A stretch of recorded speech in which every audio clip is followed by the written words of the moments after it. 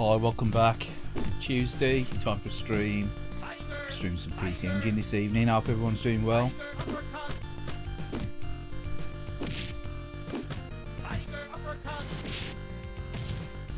If you're late this evening, you've got to blame Chris Packham and Michaela Strachan.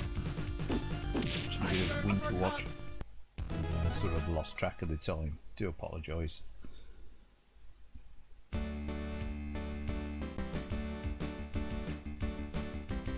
But yeah, playing some PC Engine tonight, just the U cards obviously, because I don't own a CD system and I ain't emulating. I'm using the original white PC Engine from way back.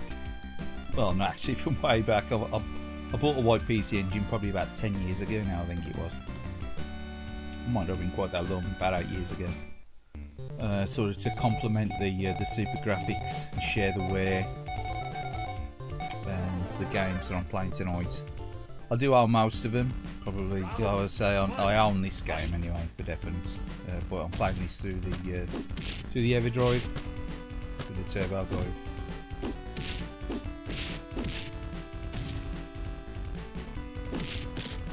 As you'll see, I'll reset it.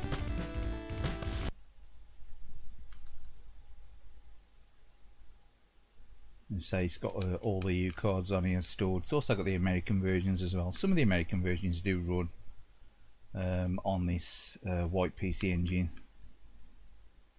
but some of them don't.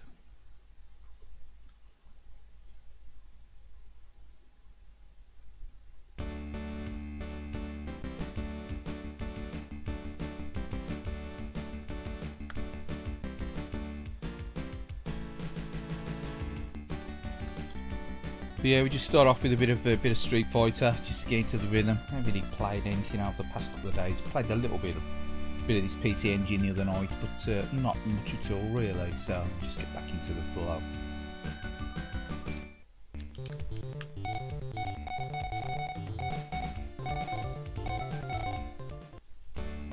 So we're playing this using the NEC Avenue 6 pad.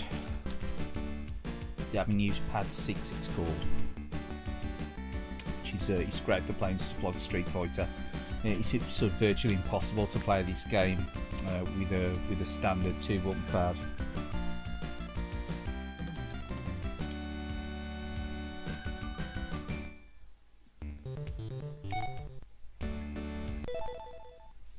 But you'll see you can select either the 2-button mode or the 3-button 6-button mode. Sorry. I've got a 3-button pad as well, but not using that this evening. I'm going to use a 6. And you can actually alternate the positions. You can reprogram the buttons as well, which is nice on this as well. Evening, Chief. Love Island. Oh, I don't know. I don't think I've ever watched it. A complete Love Island, to be fair. But yeah, I thought the Wolves were playing tonight. Have I just finished? I did notice that on the other side the Wolves are on. Say we were watching Spring Watch. we saw Foxes, not Wolves. So I hope you're doing well, mate. Hope everyone on the chat's doing well post Christmas. Let's play a bit of Street Fighter. Play a bit of Street Fighter badly. Yeah, it's a really nice conversion on PC Engine. Considering it was like launched back in the day, it ain't like a remaster or anything, you know. It's you know, an original from back in the day.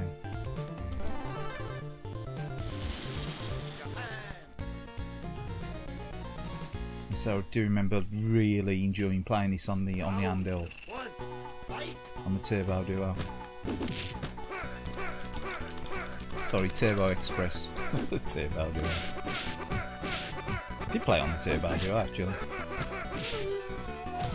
Honda has just totally slaughtered me. How you doing, Tune? Alright, mate? How are you doing? How are you doing this cold Tuesday evening, Di?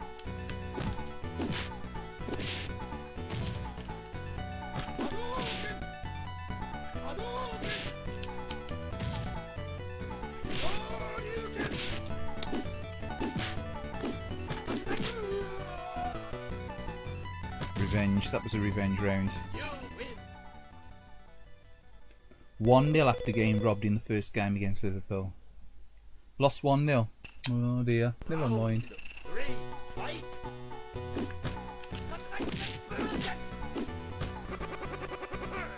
Yeah, I did notice that the walls are on. We were flicking through something to watch earlier and I noticed the walls are on. And I say we didn't realise Winter Watch was on.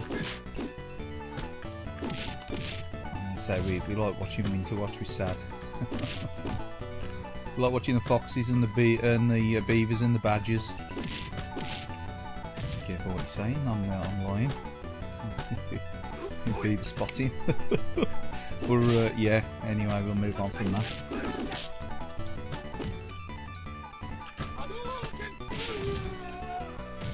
All good? Yeah, all good, mate. Cheers, yeah. Well, not too bad. I say just getting started. I say Tuesdays. I try to do the Tuesdays now, just the weekly Tuesdays.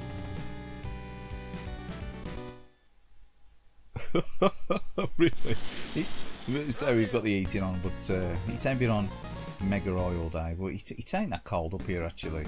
So that's one of the pluses of playing video games in a small room with a large plasma screen. It does give off a bit of heat.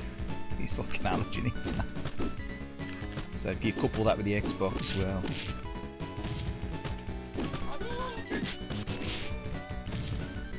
midwinter you can be playing stripped down to your boxer shorts. So. Blanker. Yeah, a bit of PC Engine. I just thought I'd play some new cards, obviously, because I ain't got a CD system anymore. Probably emulate it through that laptop, maybe, but thought I'd just run this through the old YT engine. I say you can emulate these as well, quite easy now, Kaylied PC Engine. It's nice to emulate as well sometimes if you don't think the messing. But this is set up from when I was playing the Mega Drive the other week, so just a case of swapping out the cable and sticking the RGB block on the back of the PC Engine into it, you know, simple as that.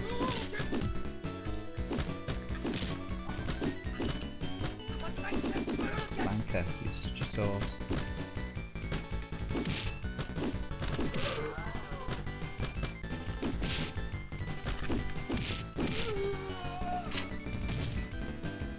Yeah, it can't be a bit of PC Engine really. It's like PC Engine, Mega Drive, Super Nintendo. It's sort of the golden era, wasn't it? That, you know, sort of 16-bit kind of era from the late 80s to the mid 90s. It's a sweet spot really, wasn't it? I do like the Saturn, don't get me wrong. I do like the Dreamcast and stuff, and obviously the later gen stuff. But this era, I've got a lot of nostalgia for, to be fair.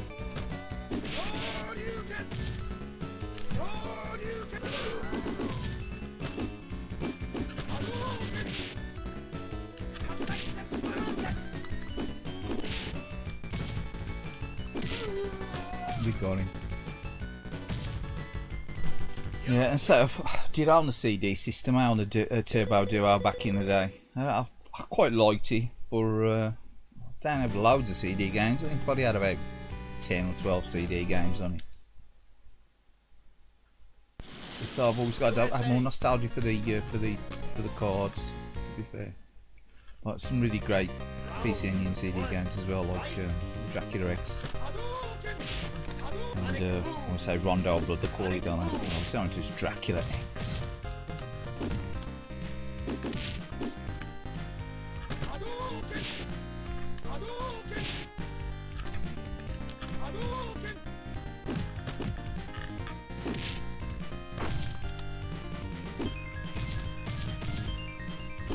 Used to like the version Gradius 2 on there as well.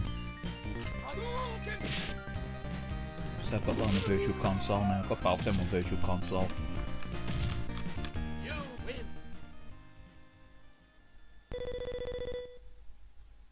8-bit SNK boy, alright mate, today see you sneak in the chat there.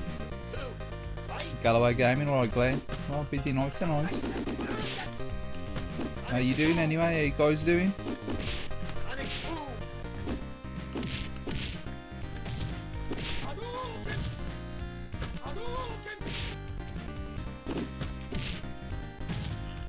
So apart from playing a little bit of Xbox on late evening, played a couple of hours of this the other night, playing a few shooters on here, not doing too well, and that's probably it. I ain't really played many games at all in the past week. I tend to play a lot more games, you know, well, I tend to feel like I play a lot more games when I'm streaming now than actually outside of streaming. Even though I've probably got more free time with daytime, I don't seem to be doing much gaming, to be fair. I remember the last time I even paired on the PS4 Pro. I need to pair that on.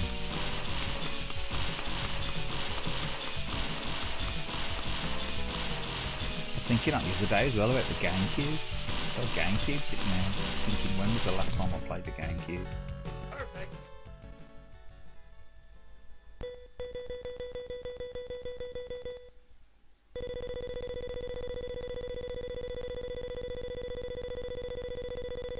You've been unsubscribed. I know it's weird in YouTube. I say I'll get subscriptions in there. I'm sure I've got people like when I check my subscribe list. Let's see if anyone's uploaded stuff. I've got like subscribers in there, but I can't remember subscribing to them unless I've subscribed and they've changed the channel names. And then there's others like I'll think, well, I'm sure I've subscribed to them and I've had to resubscribe. It used to happen a lot at one time. Don't happen so much now. I don't know, I think it's just like sometimes it's glitches, especially if you watch YouTube on your phone as well. I've clicked to release comments on my phone, and in the past it's deleted them. So obviously I'll like put on their old comments for approval or whatever if they've like got certain keywords in there or like email addresses and stuff like that, because you don't have to dodge your links and that, do you? And when I've verified to say they're okay, they've just disappeared. They've been deleted. And sometimes I think YouTube has been deleting a lot of comments and things as well. I don't know what the algorithm's doing, but I think it's definitely been wiping out a lot more comments than unsubscribing at the moment. It's weird. It's weird. Because I was putting some comments on another channel with some info on, and YouTube kept deleting. I can't see why it was deleting, so it's just the way it is. It's a bit glitchy sometimes, but you can't really argue, can you? It's like a sort of free service, isn't it? Obviously, you know, you complain about the ads and stuff, but I suppose I've got to make a living somehow. If it was a subscriber service, you know, only, it's definitely have a lot less following, wouldn't it?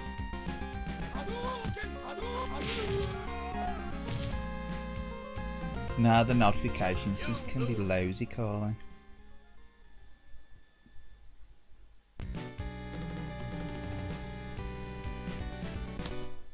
they? Yeah, well, that wasn't very good, was he? That wasn't very good at all. What's everyone been playing this week anyway? Anything exciting? You watch anything good on the television? I know that Last of Us is out, isn't it? I'm really fussed on the game, to be fair, so it wouldn't really sell me to subscribe to Netflix or Sky. It's on Sky, isn't it? It's on Sky 10 on Netflix, is it?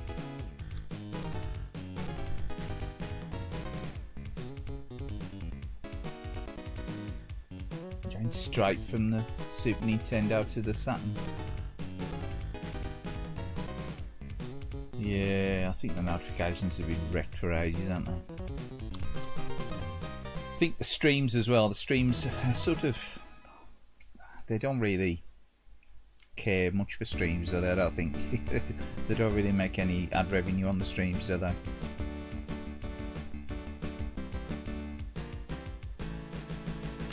We'll have another go. Rather better than us, surely. Oh, very good, is he?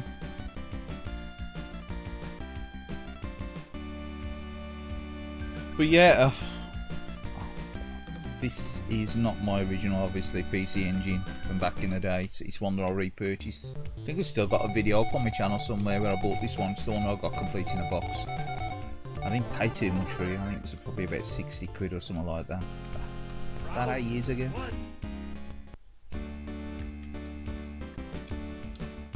I might have said it was posted from Japan. eBay. and you know, it's fairly white as well, unlike a lot of PC engines. The white PC engines get yellow, don't they?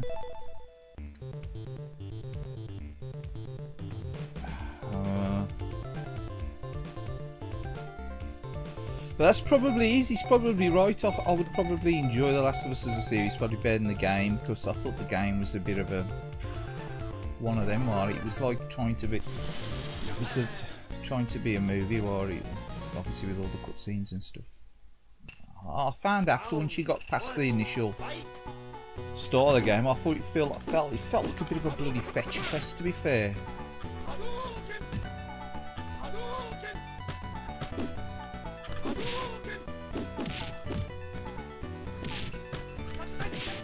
It was the HD remaster on the PS4 I had.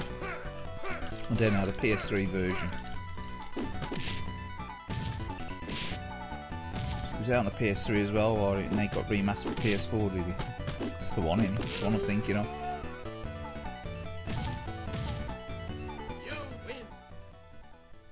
Yeah, but that's it. You can always look through it, you know. Cast your own verdict. Let's say I watched it. Let's say I got Sky now, so.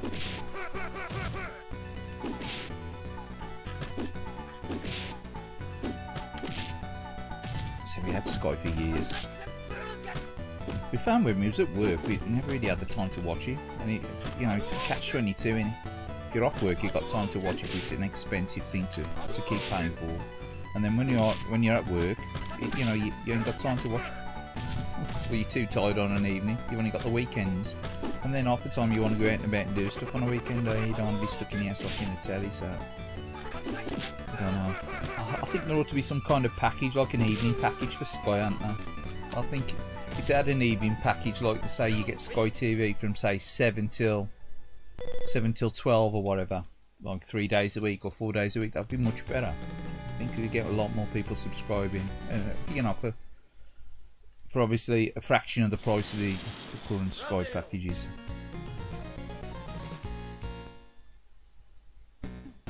I'm surprised they've never really done that. Obviously the car side the right way of doing it these days with the, you know, the way things are handled digitally. I'm sure they could do that. So that's why a lot of people get the old dodgy boxes and that, innit? You know what I mean? Scared dodgy box. But I mean, a lot of people I used to work with over the years have gone from Sky and then just got a dodgy box. So.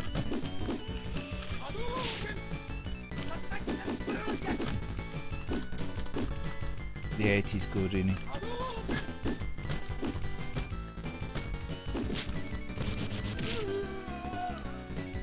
He probably was like that when he first came out, but I don't think it was on 24 hours, was he?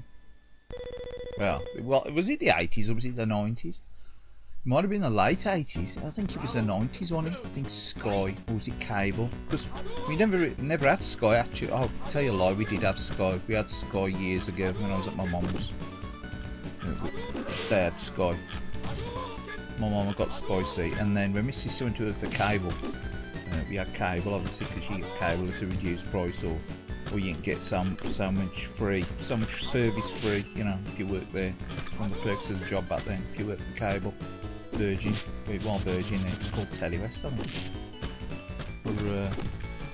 Yeah, used to get the free Telewest TV. Well, certain packages are free anyway.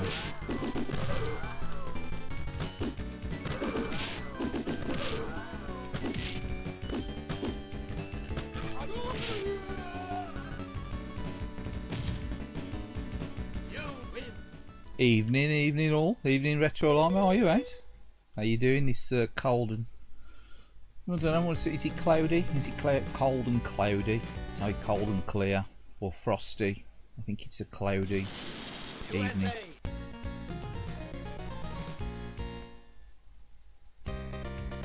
It's a cloudy with a chance of snow evening, I think. Unfortunately, I think there's some kind of chance of snow.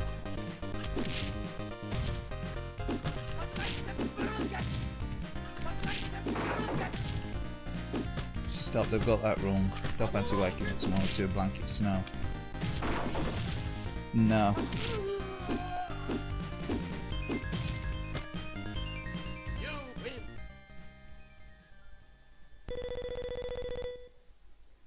dishes was everywhere when you were a kid. So I remember, I think I was, I don't know, what have been could have been about 88, you know, 89. So we were doing packages while they that try and get people into getting Sky. I think I was about 16, 17, so that would be, yeah, it would be 89 maybe, 89.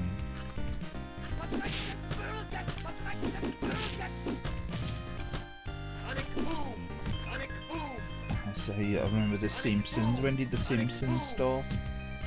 On Sky. I remember The Simpsons being on Sky. Or was that cable? And Sky one, actually it was Sky. I could rumba. You forget the time, do you? So the years fly by. That guy over there is giving his opinion. Cheers for that.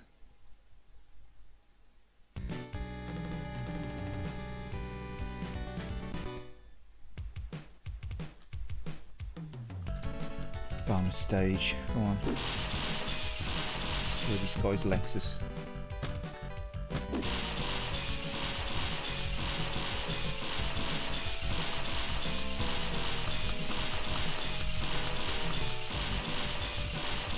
Sponsored by Bristol Street Motors.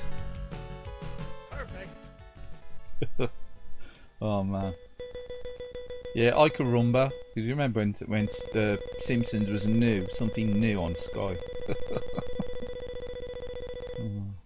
The Simpsons craze when he first came out, and everyone got a Simpsons T-shirt and everything. Obviously, they're still kind of popular now, anymore. Yeah, the old Lexuses. Yeah, they're super popular. What are the Lexus? They were like the thing. Well, everyone wanted a Lexus at one time, didn't they? The saloons.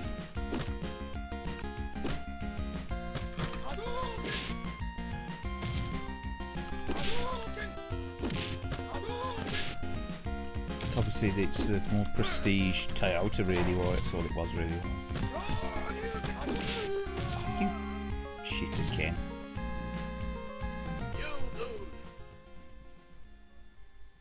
Rapper's Choice was a Lexus. I bet it was. Yeah, on the street in the Lexus.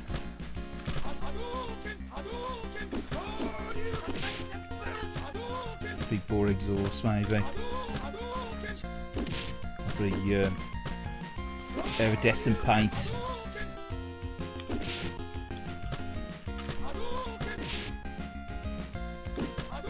I remember the sister-in-law's husband, like when I started seeing him, the sister-in-law, he got this Escort, Ford Escort, an XR3. I think it was an XR3i, and it was like pearlescent pink. It was, I'm sure it was. And it was like, oh man, it's like pearlescent pink salmon fucking XR3i.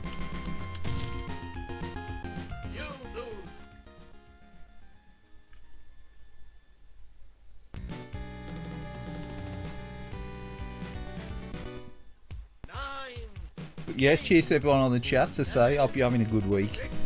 Hope you're having a good start to the year.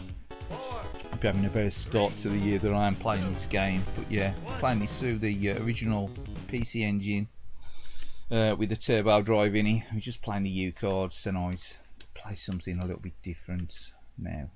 Right, what I'm going to choose. Let's turn the 6 button off. So we've got all the U cards on here as far as I'm aware, including some naughty ones as well, which we ain't going to play.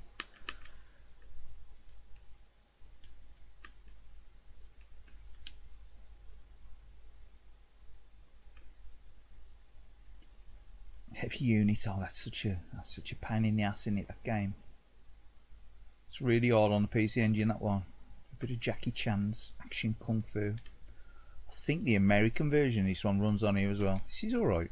Press the wrong button.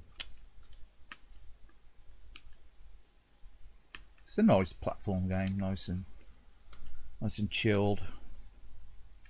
Ninja Spirit, oh sorry mate, I missed you there. Pearlescent paint jobs. Oh man.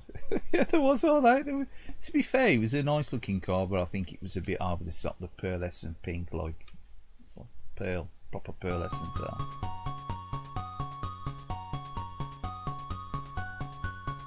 I think he got this big like whale tail thing in the back of one of the whale tails. He's got the whale tails on as well. Like, it looked like something that had been ripped off the Cosworth Sierra.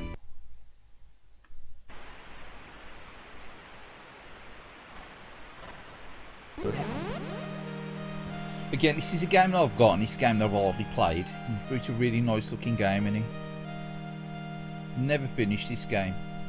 Only played a few levels into it, and then never went back to it.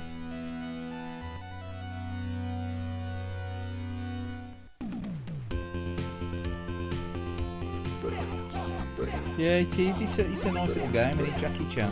Again, it's one I've never really played much.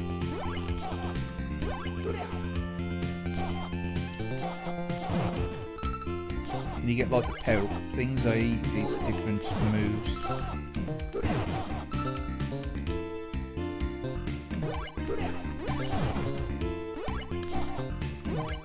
You can get that up there, haven't you? And then you've got his two buttons, does his like spinny kick going. Two buttons.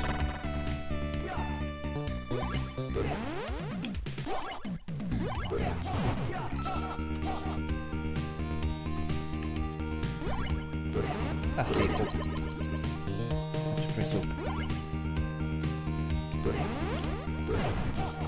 And you use the like his pair of crystals over them and balls. I really ought to translate this, hadn't I? Is that weird then? Sorry, my phone just stuttered for some reason.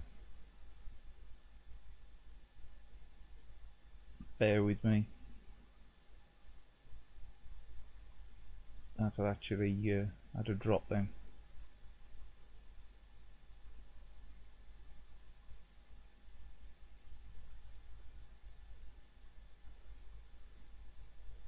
I'm just messing with the phone setting. Do apologise. Let's see. Yeah, weird though. Don't know why it would have.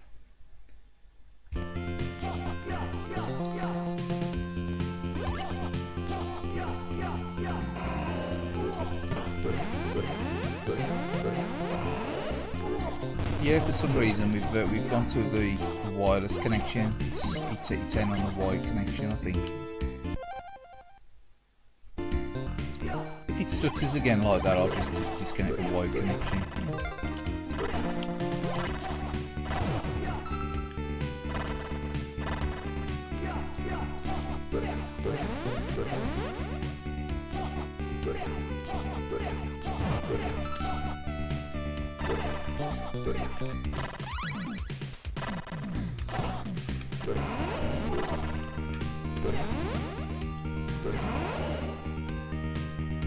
So to be fair, our internet connection's been pretty stable over the past few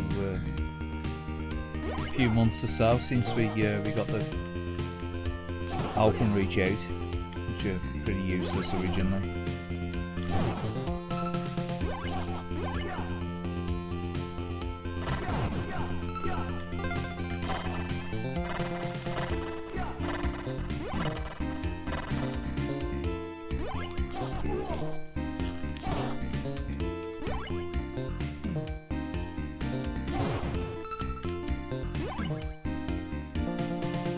Little guys into these compared to Mr. Chan. What's going on here? It's bonus level, can't remember.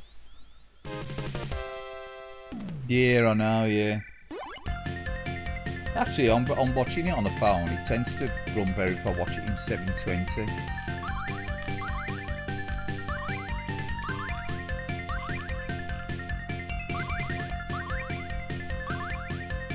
For some reason, it seems to have dropped. It seems to be dropping the wired connection. I don't know. I'll just disconnect the wired connection in a bit. Weird.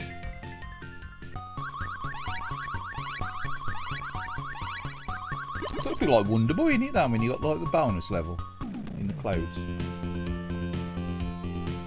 Yeah, you get the buffering, do you? No, it ain't just me then. It appeared on the phone. So I like to check the stream live through the phone, so you got an idea, it drops out. Sometimes your laptop and whatever, it don't register, does it? It's your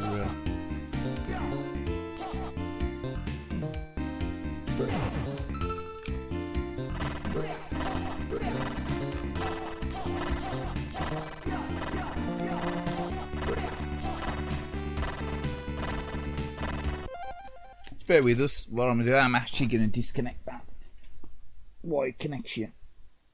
Yeah.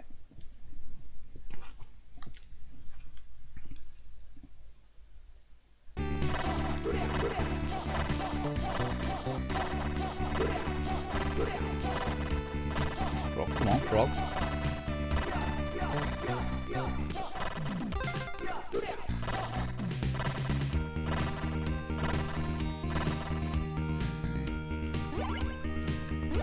Nice jumping ability.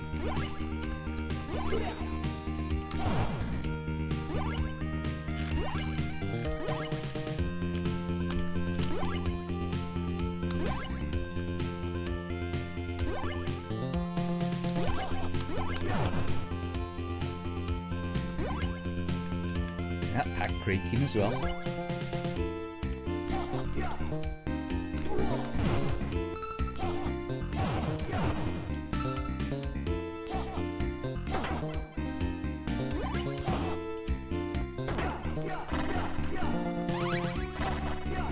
So sometimes, I don't know, it's extreme hot and cold, our wired connection does tend to sometimes drop, which is weird. Like I said, the wireless tends to run better than the wired. Noticed.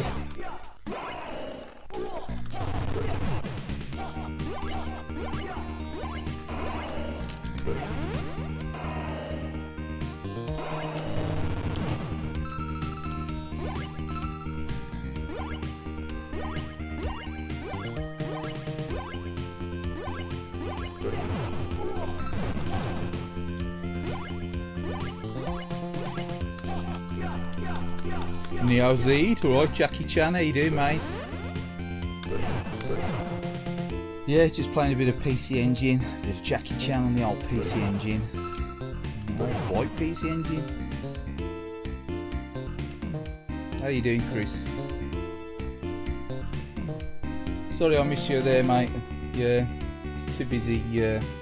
Jackie Chan land, unfortunately. I missed your chat, mate. How you doing anyway? Keeping well? How's the weather like over there? It's took a turn for the cold over here. It ain't mega cold, but it's definitely cooled down from the other week.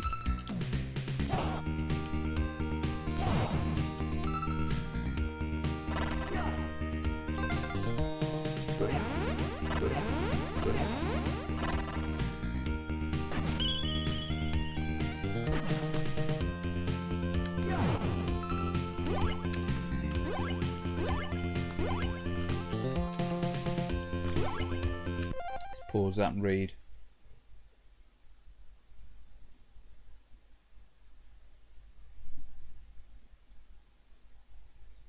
But yeah,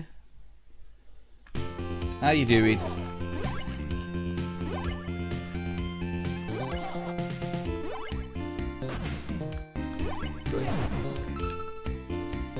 This is a game that I've played a bit of. I've never continued on it. Sort of used to continue loads in the past on these like types of games, you know, the older style. And this is a game now that I'd say I'll probably get to about here and I won't ever continue.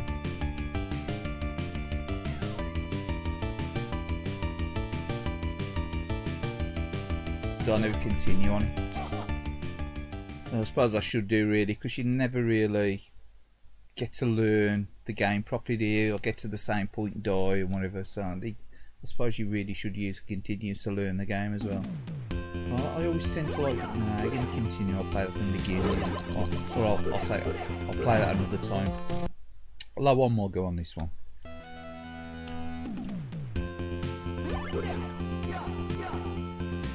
But yeah, I've got his power shot as well, which I always forget about.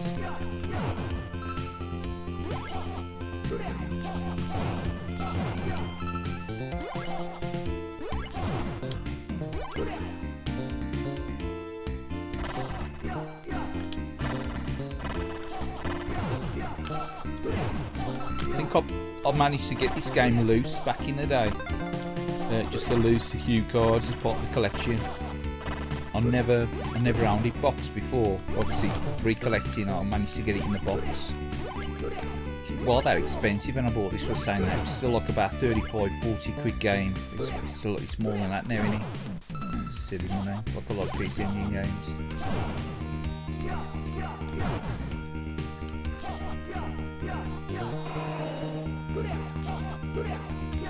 David loves Jackie Chan. You went on the Evil Bane, got it? Really?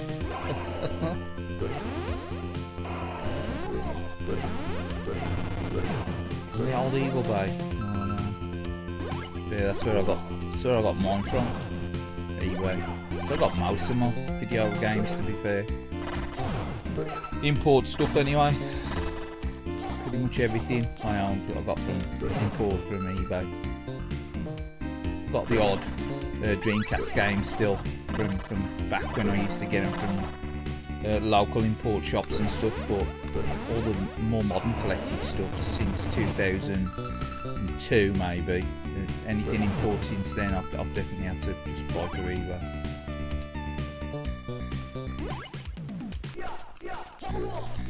Just hit him.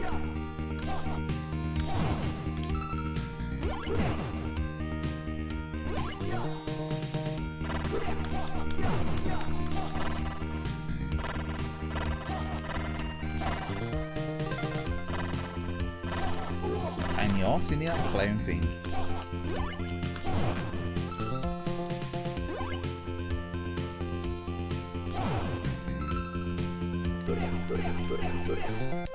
Got it shipped. Community box, what? $20? That's a long time ago. Man, 20 quid is a steal, innit? Mega Drive Golden Axe 2, what on? What on? Japan, or like the Japanese version, or?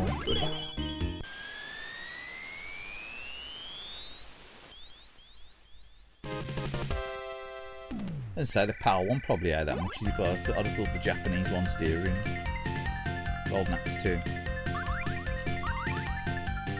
We used to have Golden Axe 2 back in the day as well. I had that for a bit. It's alright, yeah. It ain't as good as the first one, is it? You know, it's just it's the same game really, innit? You know what I mean, I suppose. So it's just, I don't know, you're used to the layout and stuff on the original Golden Axe. 30 quid for the PAL version. Yeah, well, keep that.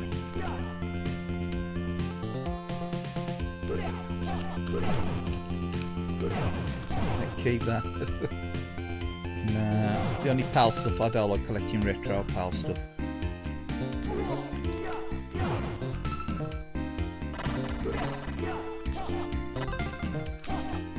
The only PAL stuff I've got is like the modern stuff. It really don't make any difference, does it? Which for the PAL collections, you know, that's off to anyone that likes collecting the PAL stuff.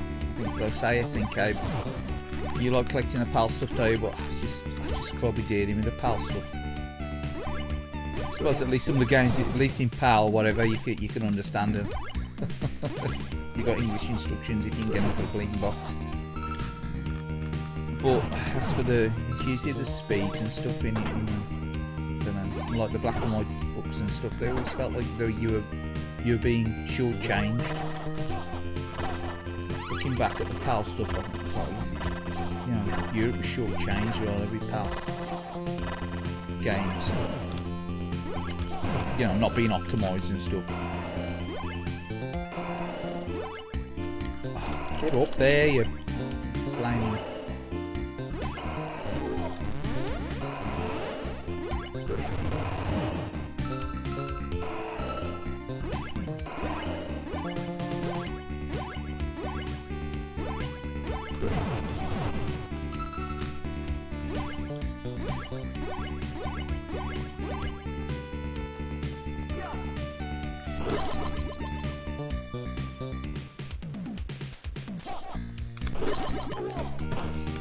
Nice bit of timing, what would it be that?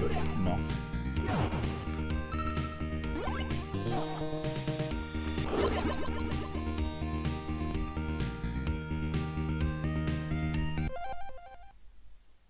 Columns is what? Columns is about 20 quid in Japan now. Yeah, I know. God, you could get columns for a fiver, couldn't you? You could get columns for a fiver posted at one time from eBay.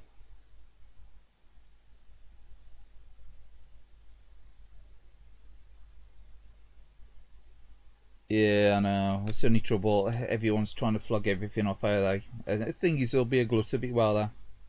So you are going to get your value for all these games. If you've got them now and you think, oh, you know, you're going to make a killing on them, I think it's going to get, the market's going to get a bit flooded. Yeah, Golden Axe 2 is alright, but I always prefer the first one, obviously, because I'm more used to the arcade.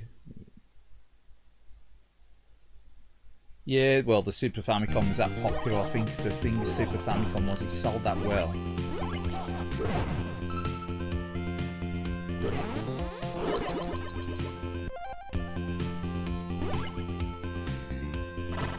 So, like, loads of games on the Super Famicom that sold really well.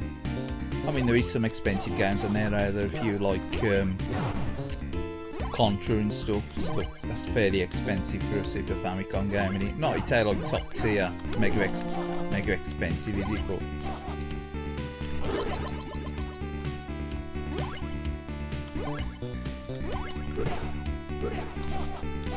it's a bit of a tit, isn't he? Oh no, I got no. Should have saved that, shouldn't I? Should have saved his fireball shot instead of squandering the fireball shots earlier.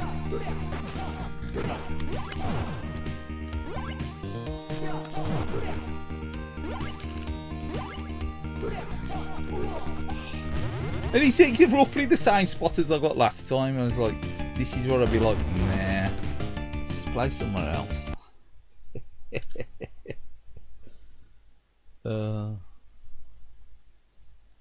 Really, you want Golden Axe 2? What, the PAL version?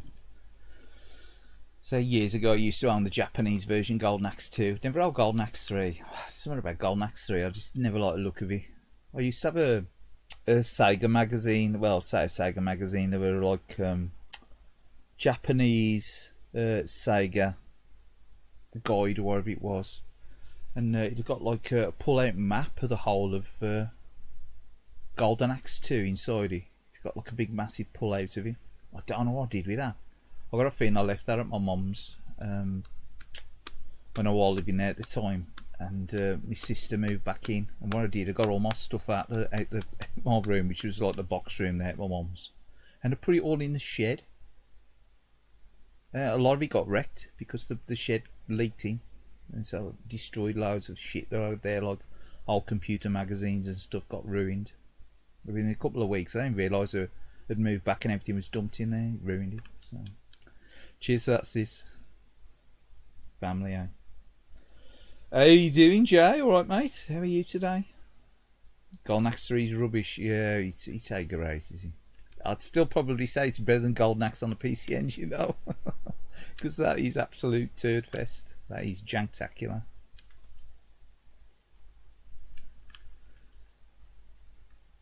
He's a turd fest. I was trying to play the other night. This rock on. It's rock hard, isn't it? Get anywhere on this? Anyone ever get anywhere on that? Rock on. It's a bit of a low budget shooter, isn't it?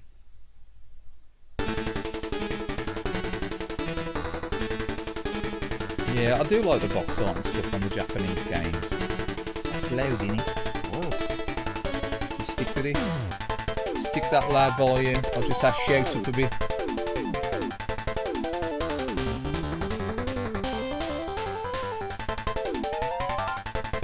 Can you hear me?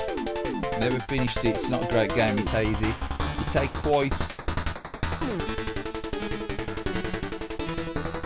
what's it called? Deep Blue 8 or whatever it's called. Or it's getting there, eh?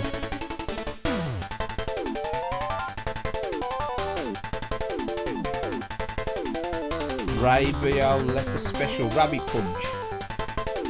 When we play this, I'll put Rabbit Punch on after this. It's alright, but the arcade one's better than it, Rabbit Punch, to be fair.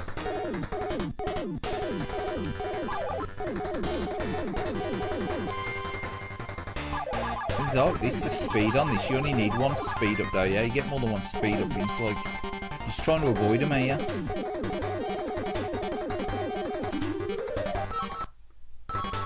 Press the one button there as well. You can choose a laser for you or whatever weapon you've got. 3-way. Got loads of lasers here and you can get 3 different weapons at a time for you. The music's loud, isn't it? You sound like it's really that good either, is it? The music. Shit.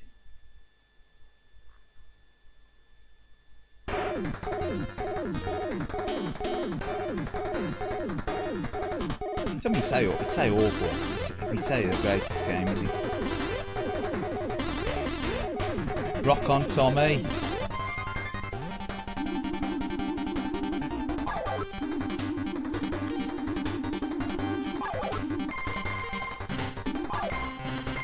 It's like well unpredictable as well, isn't it? It's got basic looking. See, you see what sort of put me off with Rush, the sort of like that weird basic looking graphics. So I never liked Whip Rush either. I always thought it had that like cartoony, basic looking graphic.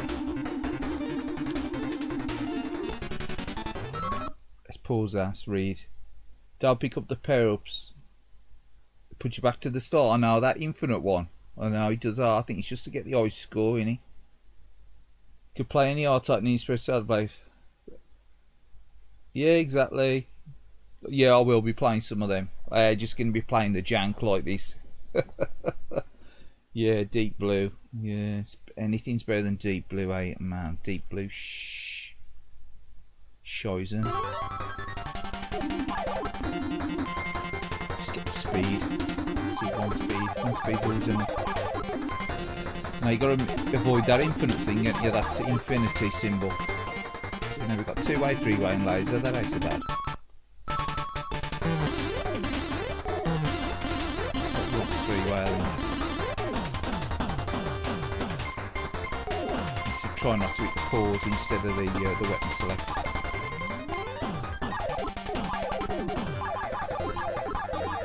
So you're just trying to avoid the power-ups, are you? It's one of them janky shooters in here. I have got this one. They pay a lot for it. I think it was in a bundle. I think I paid about 5 or 6 quid for it in a bundle. Someone selling PC Engine games on eBay. I got a massive bundle of games that they were selling off. And I was like putting super low bids in, and I managed to get there and a few others at the time. Man, you shit.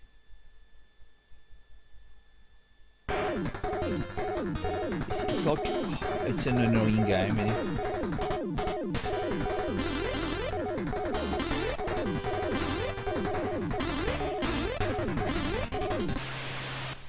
Yeah, I think we're going to quit that. Yeah, it's doing me fruity. Alright guys, alright 8-Bit UK. How you doing? Yeah, that was rock on the PC Engine, which is a bit knob in all honesty, mate. It's a great game. Yeah, I'll have to try and get round to do a Mass System Challenge this week. You got Power Strike 2 on, haven't you? That's what we're gonna do. Turn the rapid fire off. That up, Sonny. It's not good trying to select the games to rapid fire on. R-Type. Go on, we'll play R-Type. R-Type was mentioned. We'll play R-Type. So Rabio Lepus was mentioned as well. What was mentioned first? Rabbit Punch. And then we'll play R-Type then.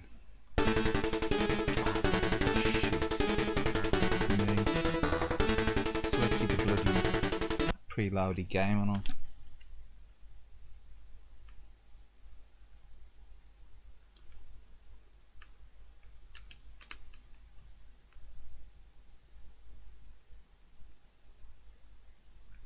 Loading. So if you press select, it pretty runs your preloaded game. Choose run, loads it in. This is only a small round game, and it's only something like a 256k game, I think.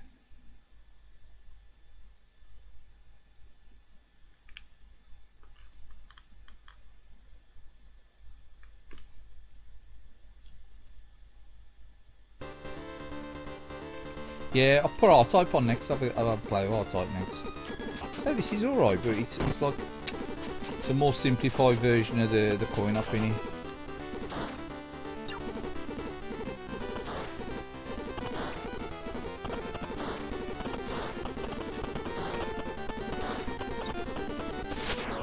Again, this is a tough game, it's quite difficult.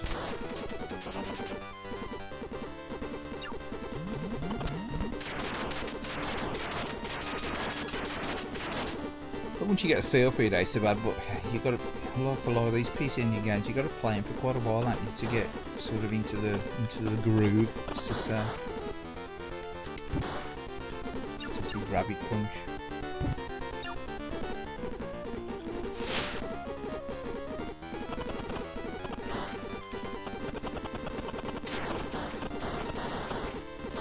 Some of the bosses are well weird in this as well, isn't they?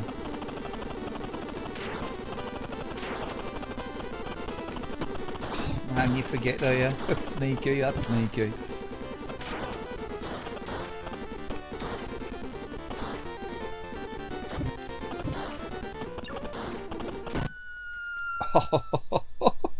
That wasn't good, was it? Oh, well.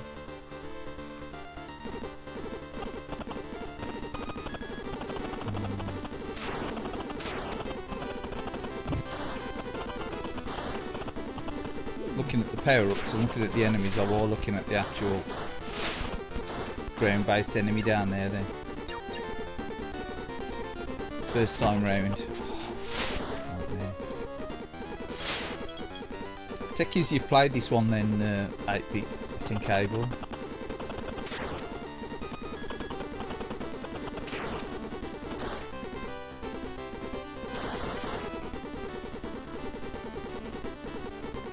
It's been ages since I've played this.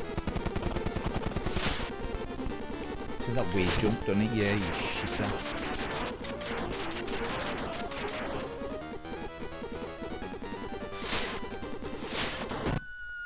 Oh, yeah.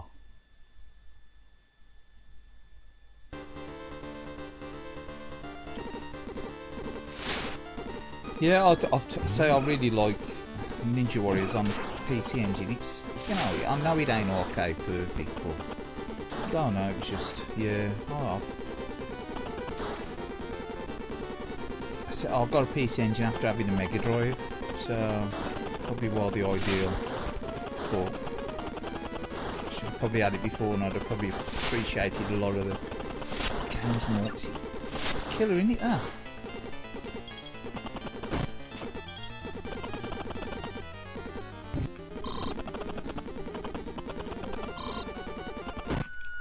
Oh man, this game's tough, innit? To be fair, a lot of PC Engine games are quite tough, ain't they? Yeah. There's loads of less games, isn't there? There's loads of less games, isn't there, if you think about them, with the offshoots. It's like Compile as well. I don't know what happened to Compile. What happened to them? Did they form another company? They don't form Cave or nothing, did they?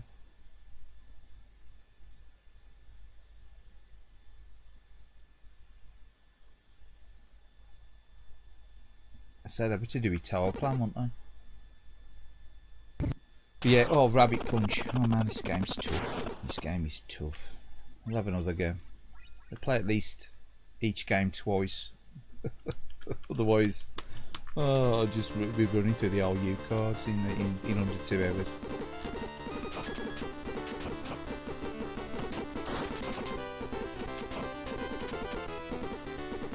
And what I was playing the other night as well, I think you mentioned it as well, Gamala Speed Die. I used to own that, I don't own it now. I got rid of that for some reason. I think the manual was tatty on it. So I got rid of it thinking I was going to buy it again. And I never did.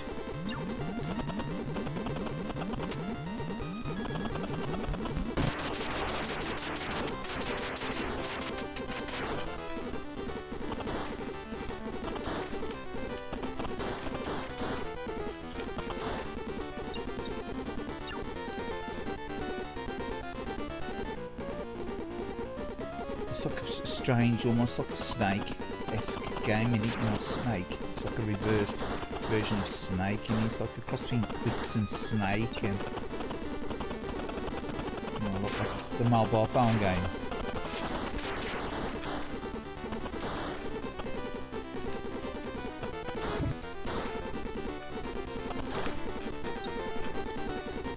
Typical PC Engine cheat here. It's using sprites to like make it look like it's got more layers of scrolling than it has.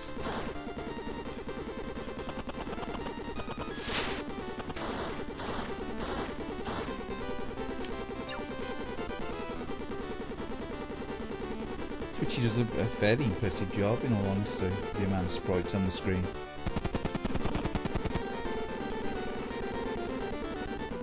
Come on. I should have gone fire. Always bring the explosives out with me when I'm playing shooters. The PC Engine can do parallax, it just needs layers, Kari. It can do layers, but it has to split. It has to split the one layer up. It's only got the one background layer, so it tends to handle the. It's got better. I think it's got better sprite handling than any other 8-bit console. The Super Graphics has got the secondary layer, and for the PC Engine's only got the one background layer, and the Super Graphics has got two.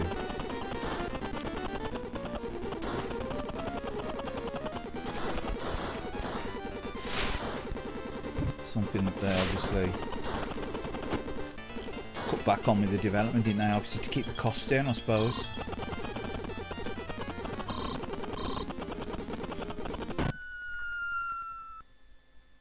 I suppose this was not really probably designed in 1986, or if you come to market in 1987, the PC Engine was probably being designed in 1986.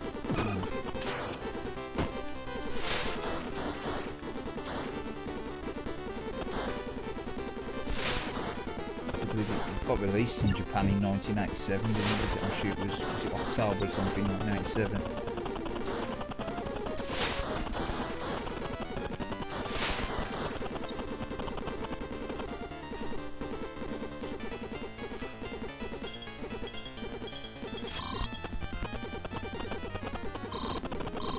I'm out of missiles now, look.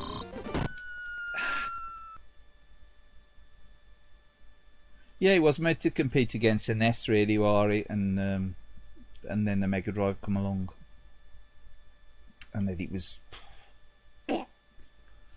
like that. Really, well, they panicked, didn't they? They didn't really need to bring out any hardware to beat the Mega Drive in Japan, did they? Because the Mega Drive was really performing well in Japan, was it? It didn't really sell that well in Japan, did it? The Mega Drive. I think the games were a bit expensive, and I think like a lot of hype was ready for the next Nintendo, or the Super Nintendo, or the Super Famicom. Yeah, we'll play somewhere else anyway, because that is a terrible. Compile, mate, now. Yeah, make Ubers. Oh, do they? Are they something to do with Cave then? Do they? Oh, it's alright then. As long as they don't make eye-powered washing equipment. Did the team up with Karsha? Yeah, Lords of Thunder's got parallax. Oh, it's got parallax. Parallax is like when a layer split up over different. Yeah, I mean, this game's. I'll put this on then.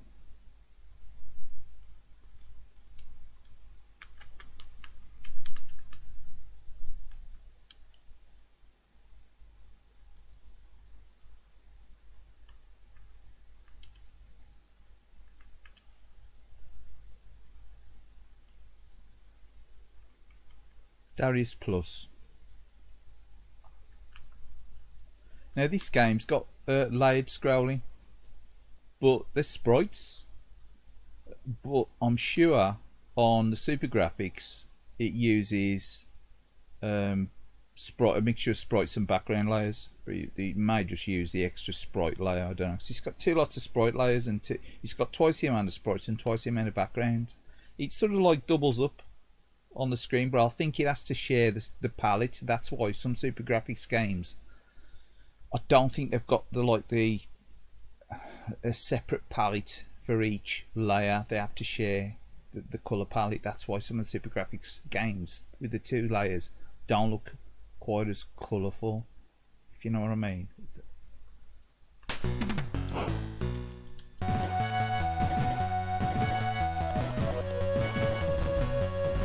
But you'll see this has got layered graphics, see that? But you'll find that's a sprite. That's a sprite there. These are all sprites, ain't they?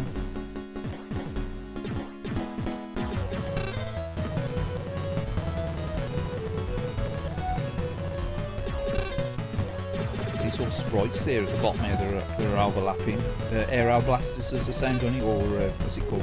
Airbuster. But it's like Aero Blasters in. Airbuster's the American version. It shoots Aero Blaster on PC Engine.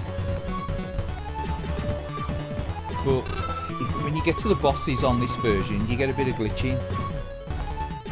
It ain't mega, but you do see it, especially on some of the larger bosses. You'll see a bit of sprite glitching through them. But if you play on super graphics, you don't get that glitching. Because this is like an hybrid game. It does use some of the super graphics hardware, even though you don't really need to. It does cut down on some of the sprite glitching. I think that's why some of the sprites in this ain't overly colourful either.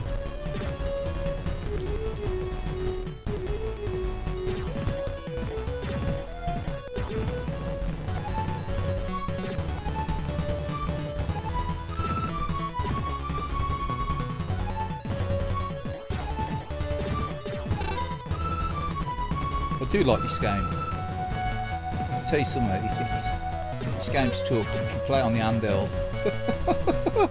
Good luck trying to play it on the handheld. I remember trying to play this on the Turbo Express. Forget it.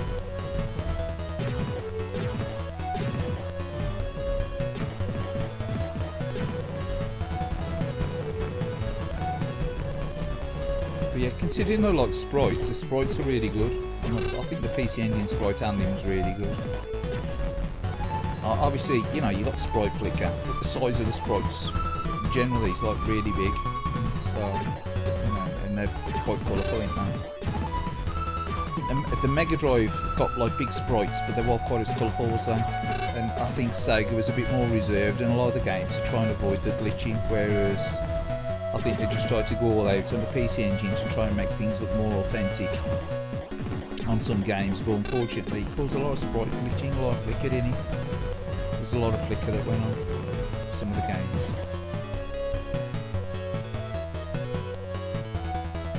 Compile rock your world back in the day. No, yeah, Compile was sound.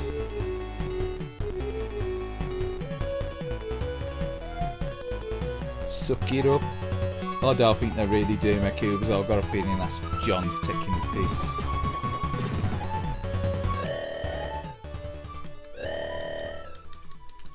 It's usually because I say playing a shoot 'em, some shoot 'em ups is like doing the hoovering up or washing up.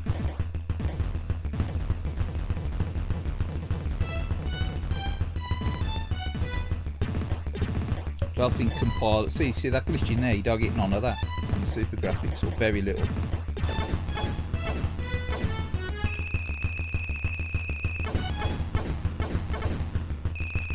Beauty of emulators are only you can turn that sprite flicker off, or you like to turn the slowdown off on a Super Famicom or Super Nintendo.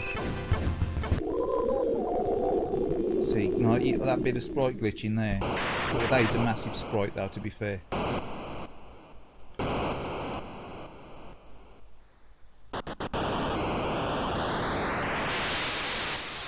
Yeah, the NES and the Master System suffered with a lot of flicker as well, though, didn't it, to be fair. I do like the Master System.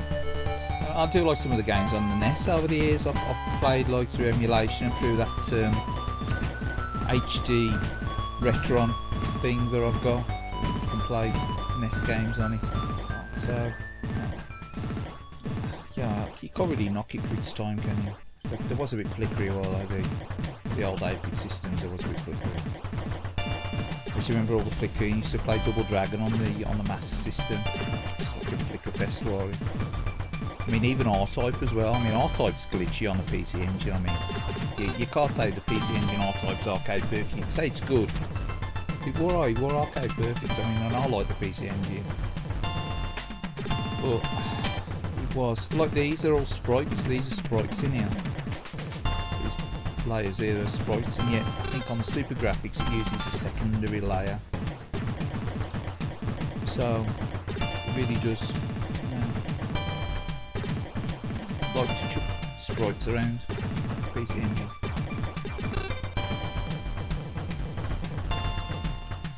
I don't think it's. I think the animation on Mega Drive, like the scrolling beat 'em ups and stuff, sort of outclasses a PC Engine by a mile, doesn't it?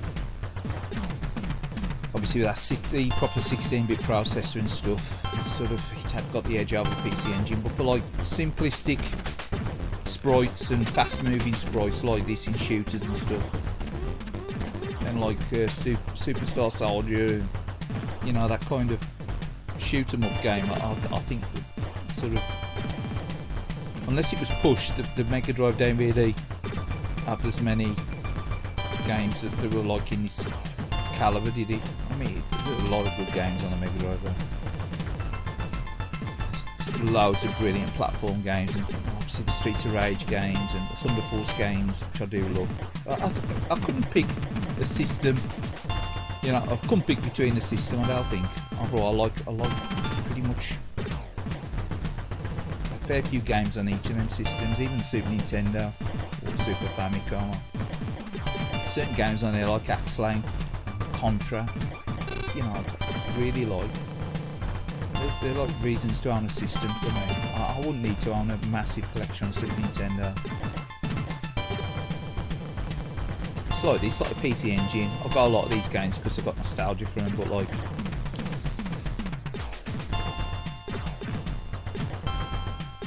but would I really miss some of them? Probably not now, because obviously they've been done better elsewhere. But the Darius games like this, Darius Plus, Ninja Spirit, you know, the Superstar Soldier, Gunhead as well. I don't mind Gunhead. I think I prefer Superstar Soldier. But certain games on PC Engine, like, and say Ninja Warriors. I really like Ninja Warriors as well, even though it's, you know, really watered down version of the arcade. Yeah, Ninja Spirit's really good as well. I think Ninja Spirit's a really good game. But this for like, it's like 8-bit hardware. It's pretty impressive.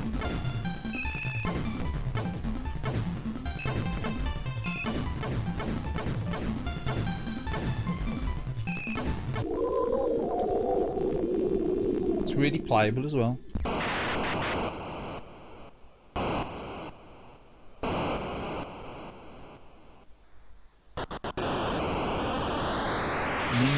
Ninja, is that Ninja Gaiden? Oh, that port of Ninja Gaiden, that's like the port of the NES version.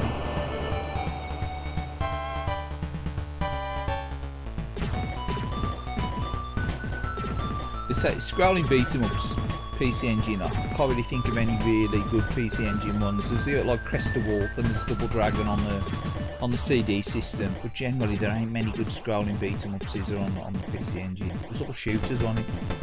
Shooters mainly, you know, to shooters. A couple of decent platform games as well, obviously, really good platform games like Ninja Spirit and Legend of Hero Tomna. Like I said, there were lots of PC Engine CD-ROM games as well that were like platform games and stuff. But mostly shooters, were they? And then the arcade card come along, didn't it? And they were trying to like convert Neo Geo stuff, which was like quite impressive for the time, really, to get Neo Geo stuff in on the old PC Engine. So first time I saw the arcade card game, I think they got Fatal Fury. They got Fatal Fury running on it. And I was like, wow, that's really, really good. I think it's Fatal Fury 2. Is it Fatal Fury 2 or Special? I've got a PC Engine arcade card release.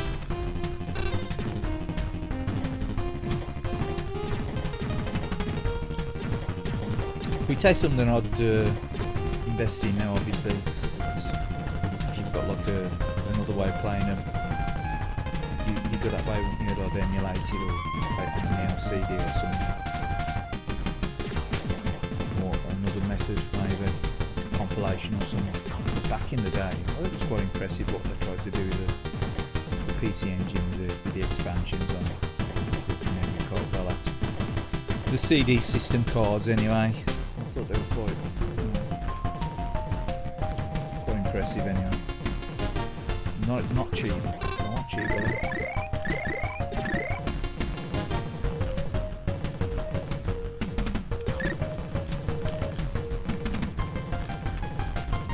Started to get a bit hairy, don't they, on it? Further you go in the game, obviously it gets more difficult. State the obvious. Oh, come on. Oh, I knew that was going to happen. So for some reason I seem to get super low. Oh, you know, you can tell your ship's power is below the requirement. You keep your power up, I suppose.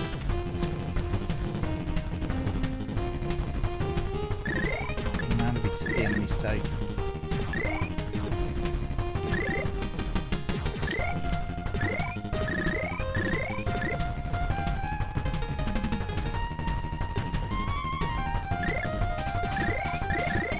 Considering it's U-card, the size of the game as well, and the, you know, music and stuff, and the graphics, all the bosses and things, it's quite impressive, really, wasn't it? Yes, I thought.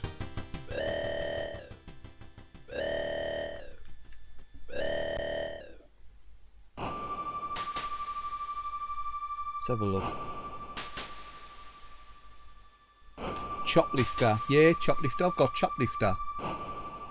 Yeah, I've got a boxed version but no manual. I wanted to pick one up with a manual, but it was silly money. Yeah, I picked one up like fairly cheap without the manual. It's one of the reasons I wanted to get a mass system again. I really like Choplifter. I remember my cousin owning Choplifter. Oh, fuck. Cousin owning Choplifter back in the day as well, and I really enjoyed playing that. I remember seeing the coin up, but that was quite popular, or it must have been absolute crap there. Raston as well, yeah. No, oh, sorry about that. Clip the mic. Loads of great games on the old 8-bit systems, really well. Bear with me. I'm just gonna go and grab a drink. It's absolutely parched.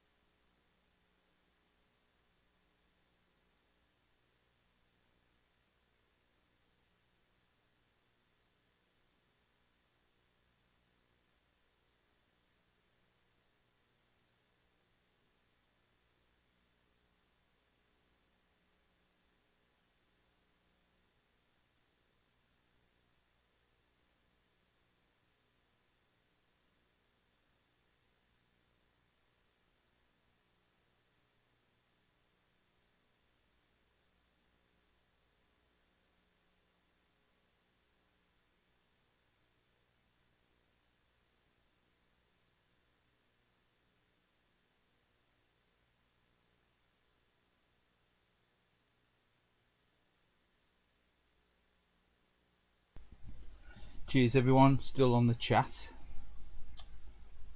Time for you to go. Yeah, no worries. Cheers. Cheers, Di. Thanks for dropping in, man. Always appreciated the chat.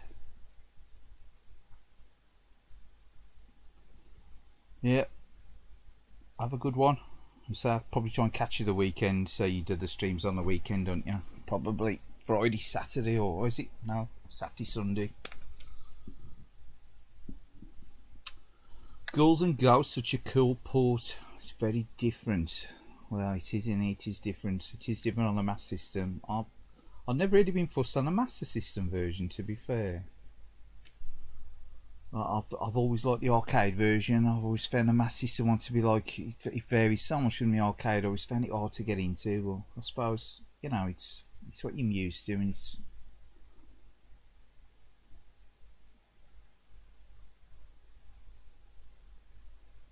obviously it's down to like you know, if you've got, especially if you've got nostalgia for a game, it don't really matter, does it? Anyway, played a bit of Darius. What was the other one? R-Type or Ninja Spirit. Should we get Ninja Spirit rather than another shooter? I know, put R-Type on after. We might bury with Ninja Spirit, really, aren't we? At least with Ninja Spirit's like breaks it up a bit. Oh, I keep doing that.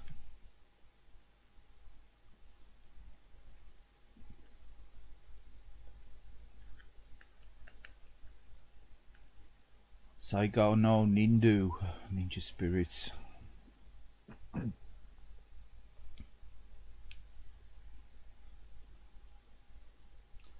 yeah, cheers, Di. Thanks for dropping in, man. Always a pleasure.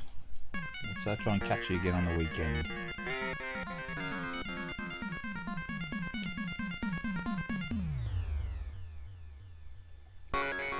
And this is one of these that's got like a sound test screen as well. If I remember, if you press select and run, is it? There you go. You can go PC Engine mode or sound test.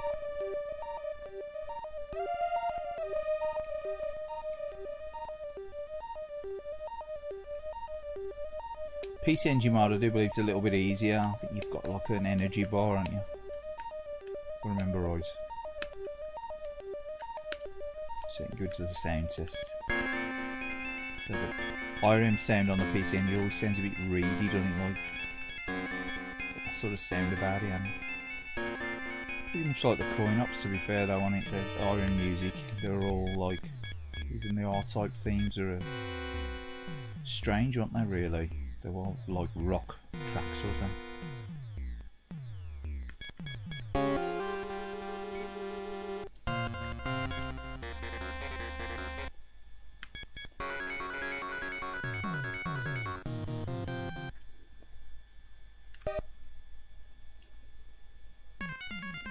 No, I got a PC Engine CD. I had one for years. I sold my PC Engine CD. I think I kept it right up until 93. Sure, I got rid of it when I got the Neo Geo.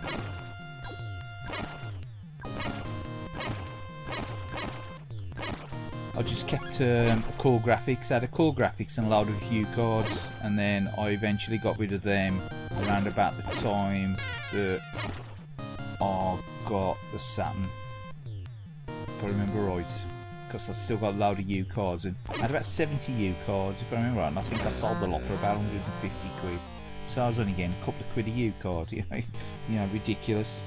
You know, sort of having to give them away at the time because no one were buying them, and I just sold them. I just chopped them into the computer shop. I just says, how much are you going to give me for these? And they just took the lot.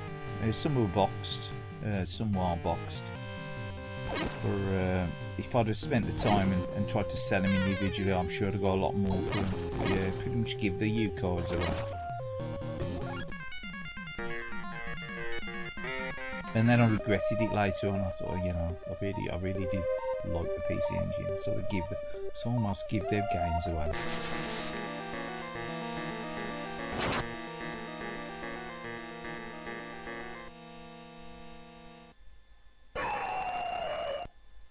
Yeah, I'll have a go at playing these, but yeah, I don't think you're going to get any completions on the stream, which is a good game, it is. So I've got the original of this one as well. So the one so far I've played, they've got originals for. It's just that to mess around plugging them in.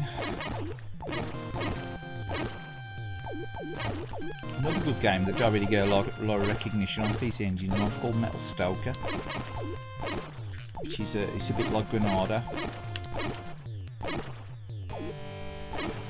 If you ever played Metal Stoker, it's pretty good. It looks simplistic, a bit like Granada Speed. They look simplistic, some of these games, but they're fun to play.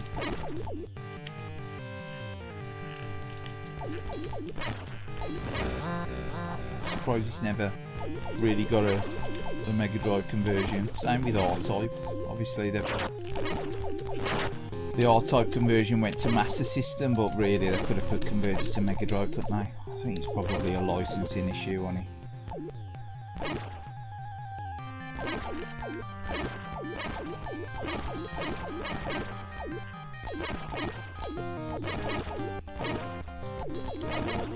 And obviously this has got like a mock layered scrolling background, but that's a trick that they used with what they call colour cycling, or alternating the colours in the background to make it look like they were the secondary level.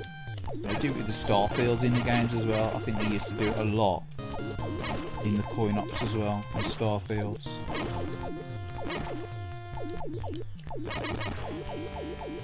Yeah, imagine them, yeah.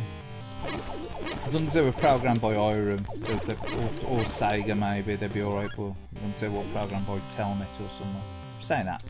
Like Gary's is alright by Telnet in it, but oh, no. I still can't forgive Telnet for conversion of Golden Axe.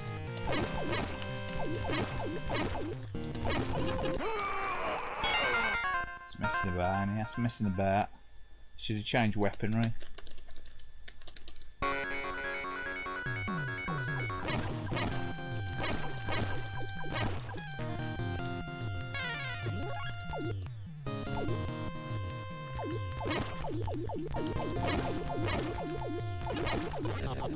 Super CD System 3. I suppose I could have got one. Yeah, I have seen them.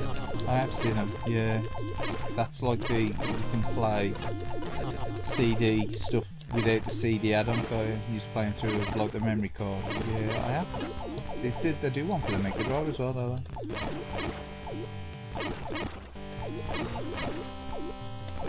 Would I have one? I don't know. I don't think it's worth the investment for me, because there are really enough PC Engine CD games that I like, to be fair.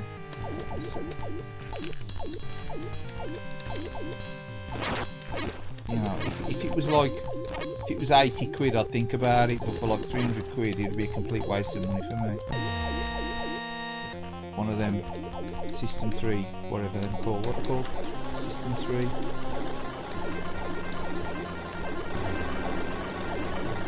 You're gonna go as well? Sorry mate, retro alarm, I don't see you say you were going. Yeah, have a good one mate, cheers for dropping in. I know it's a late one tonight, I was late starting as well. I've got to blame Springwatch for that. I've got to blame Chris Packham.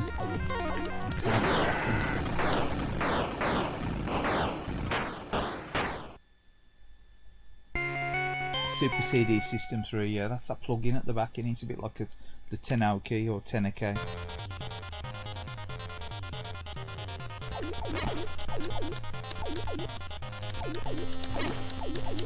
Obviously some modern version that allows you to like an Everdrive, it lets you play CD games on it. I have seen them.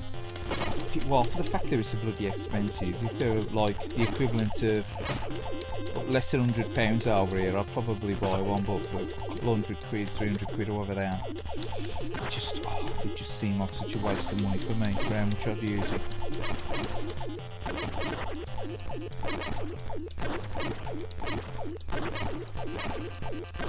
There's only a couple of games I really like on the PC Engine CD, to be fair.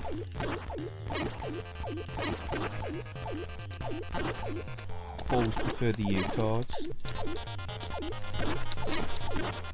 I think it's just the U cards themselves as well, they're just like quite natty, and they're little, like, It's like little credit card games, a bit like the Master System card games. There's something about them, like really collectible.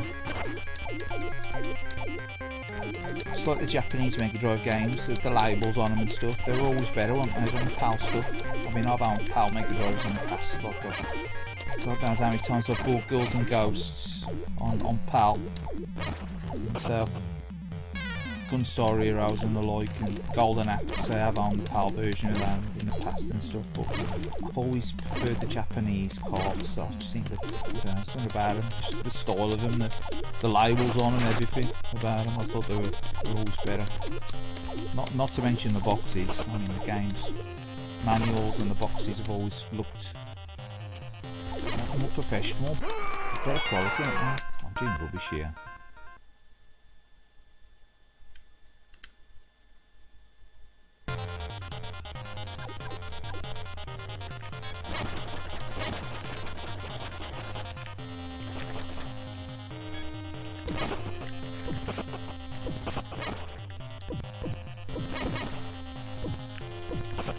Trying to be lazy and just use the single weapon.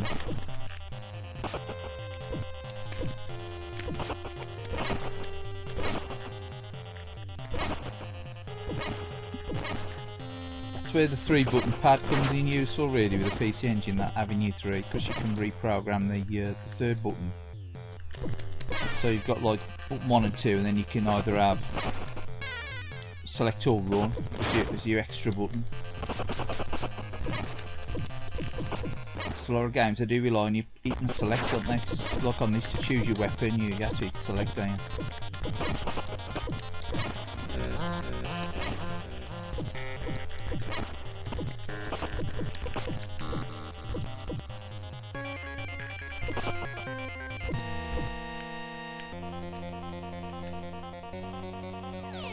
So obviously it was designed with Forgotten Worlds in mind, wasn't it? Man, his finger slipped off the button then. Literally slipped off the button. I was going to jump and my finger slipped straight off it.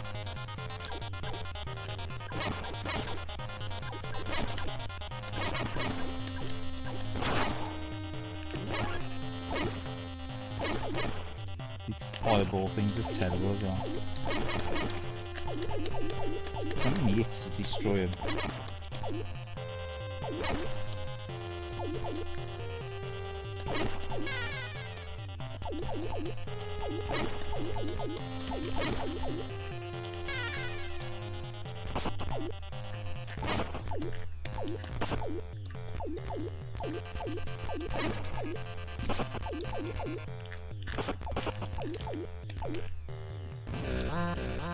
Again, I've only played the arcade version of this a few times, obviously through emulation, and so it's a licensed version. It's on the retrocade as well, and it's quite close, isn't it? I mean, it's saying arcade perfect, is it?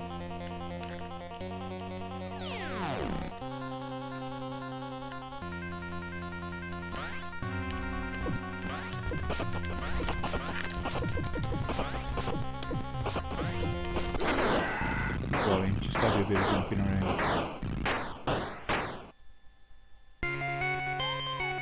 Yeah, no worries. Play something, mate. Have some fun. Cheers, Zed. Thanks for dropping in, man. Oh god, Tekken. Yeah, it's definitely the best Tekken out there. This one. I think Edge reckons this is. You know, it's pretty much on a par with Grand Theft Auto 4. Not quite up there with 5, but it's almost up there with Grand Theft Auto 4. Yeah. It's doing similar kind of things in the background. Nothing more out of the ordinary than Grand Theft Auto 4.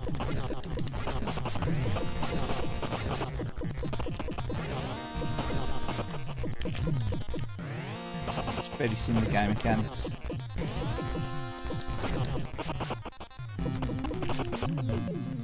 I thought it was more like Saints Row myself, but they seem to compare me to the Grand Theft Auto 4. Yeah. Yeah, Chris is gone. He's gonna go and polish his Corvette. He says he's really fancies going playing the game, but he's gonna go and polish his Corvette and take it out and burn some rubber.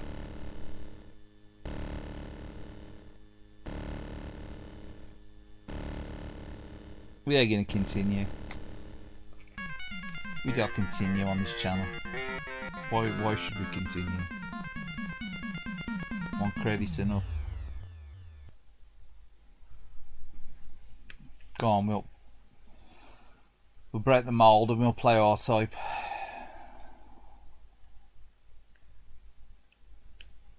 And we'll try to complete R-Type Part 1.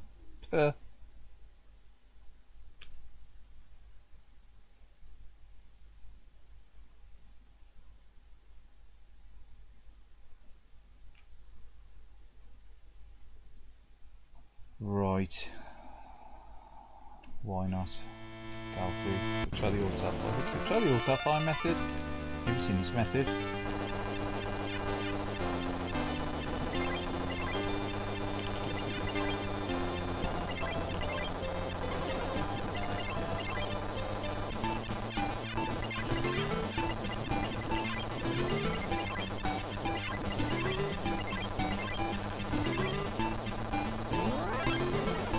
Oh, we missed one. It's annoying.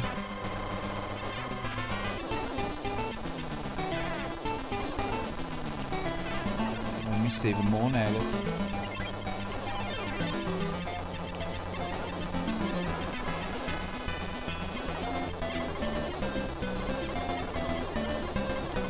How do you know when you miss them?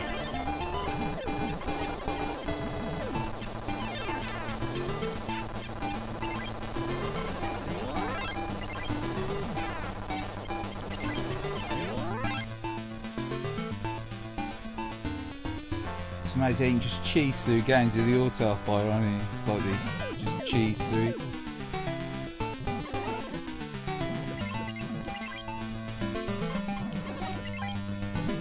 It's like a knife through butter.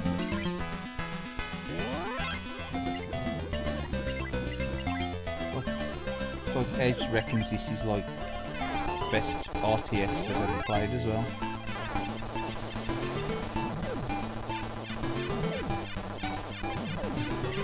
But they might have got mixed up with R-Type on the PSP. Yeah, it's doubtful. I think they were comparing it to Halo Wars at one point.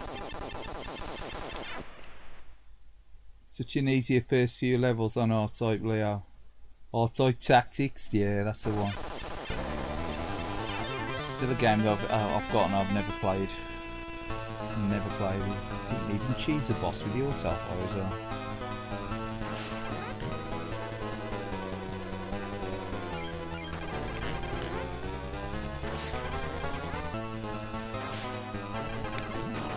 So, auto fire.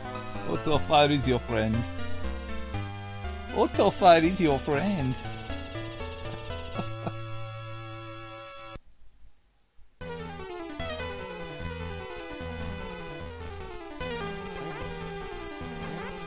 We'll keep your auto fire on. Fire on maximum. It's on maximum power.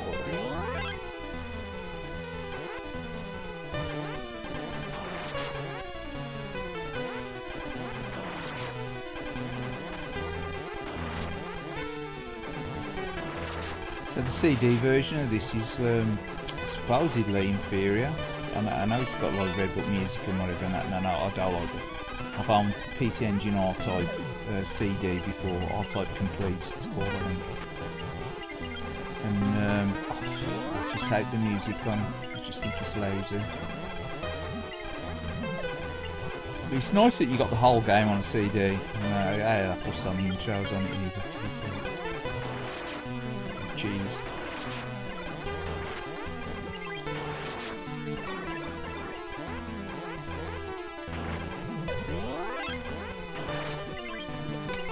Goes a bit more slow down, doesn't it, with the old auto fire. It's fine here. Try to catch me out.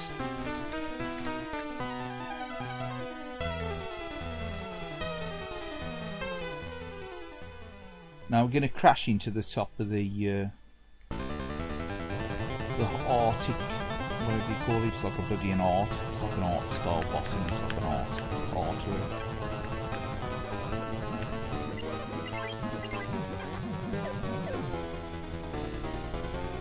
Bit of glitching going on there. Don't get bitching about the glitching when you come to my kitchen. See, auto 5 cheesy. They got the SNES version's evil in it. I know I've got Super R-Type on the SNES. I think R-Type 3 was quite tough as well, wasn't it? I had that at one point and got rid of it, got shot of it. To be fair, for all the niceties in R-Type 3, I just don't think it was that great a game. I think it's well overhyped.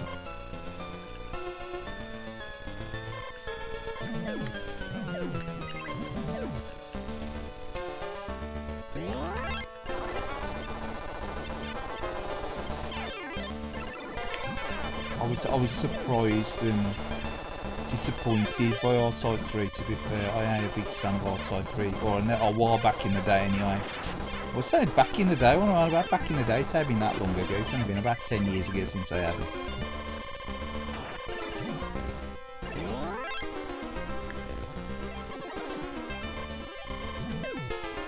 Come on, come on.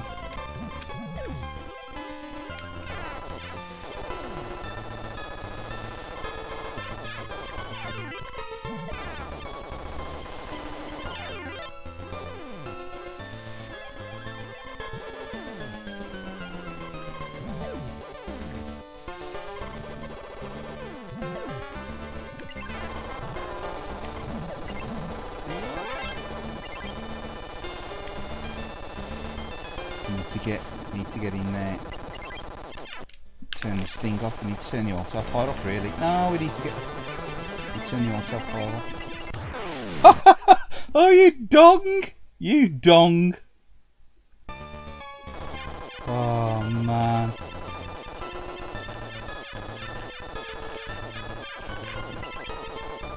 You dong, you. Turn the auto fire off sooner, man. Let's play with the auto fire on, being a dong. What you call a Toyoka? Chow dong.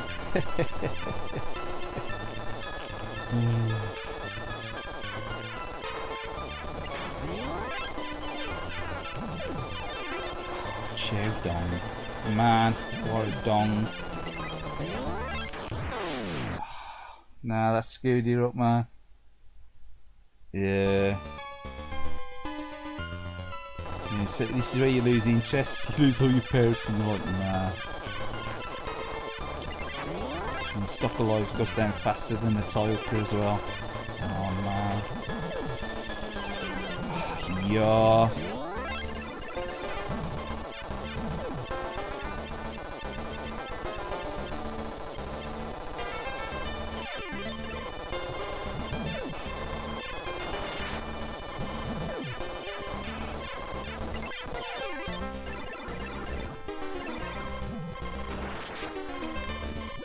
So you got your firefighting after to try and get back to where you was. Like, you really, I should have pissed that. I need to get back to. I need to get the auto fire now.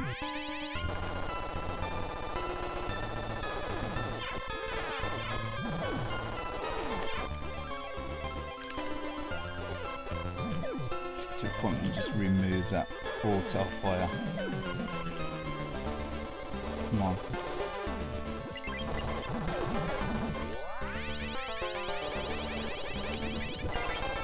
Can we get rid of that one first? Come on. Can we get rid of that one first? Oh no. Don't let me, did he? Things there still.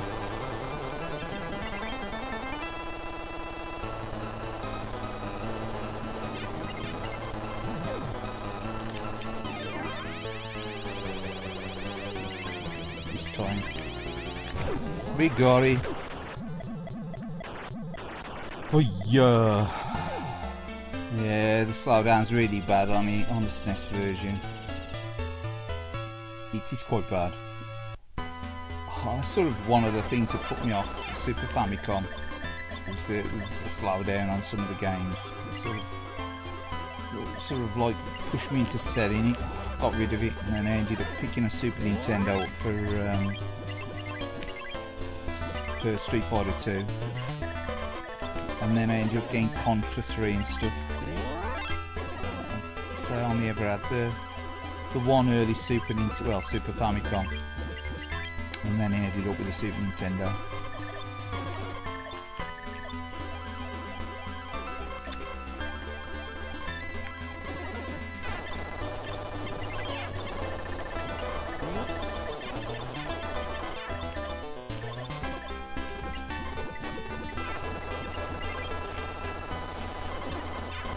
It's subjective and a bit haphazard because it is.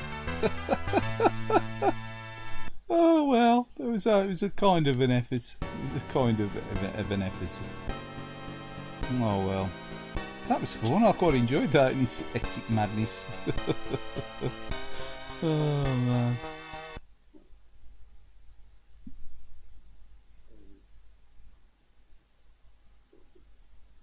Yeah, I quite like R-Type. It's really good on the PC Engine.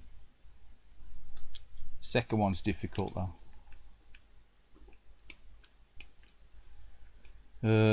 Right, what should we pick now?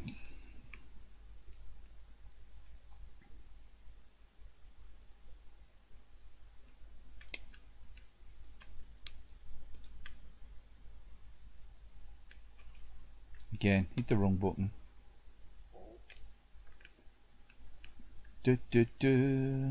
Oh, that's a difficult shooter as well, Image Fight. It's good, but it's difficult. It's really difficult. It's a PC Engine version of Alter Beast. You got Jimma Denshu, which is like a Space Harrier clone.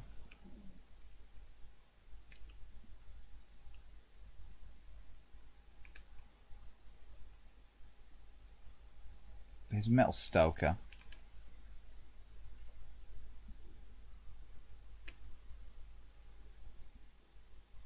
The Metal Stoker's decent on a PC Engine. Let's grab a drink.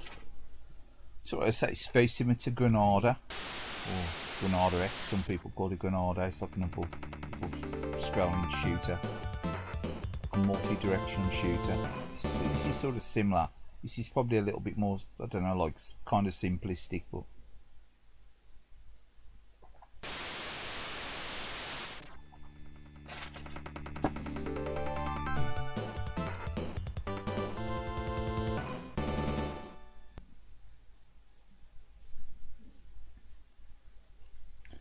Yeah, the slowdown was pretty rough on it, Rory, on the Super Nintendo. Sort of put me off. Super Famicom back in the day. So I was a bit disappointed with the amount of games with the slowdown on, especially shooters. But then you go to the games are really good while they're like, what's it called? I've turned the auto file off on this phone, remember, right? It's got a nice auto file built in. So you got like really good games like F-Zero, and obviously you've got the Mario World. So you press that button to hold your position, you can strafe.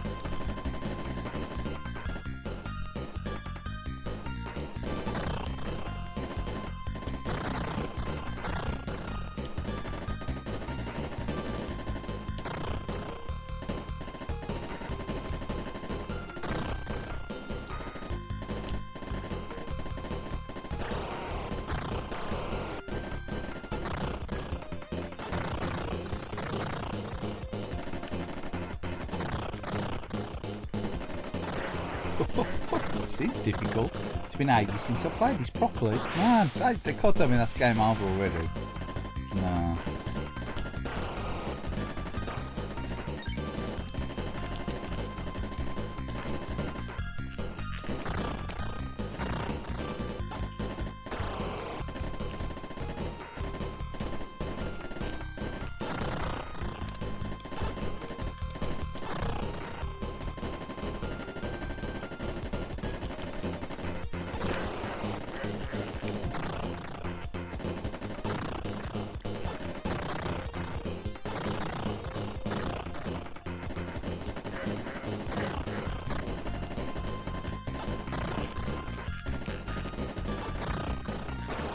Oh, where did that come from?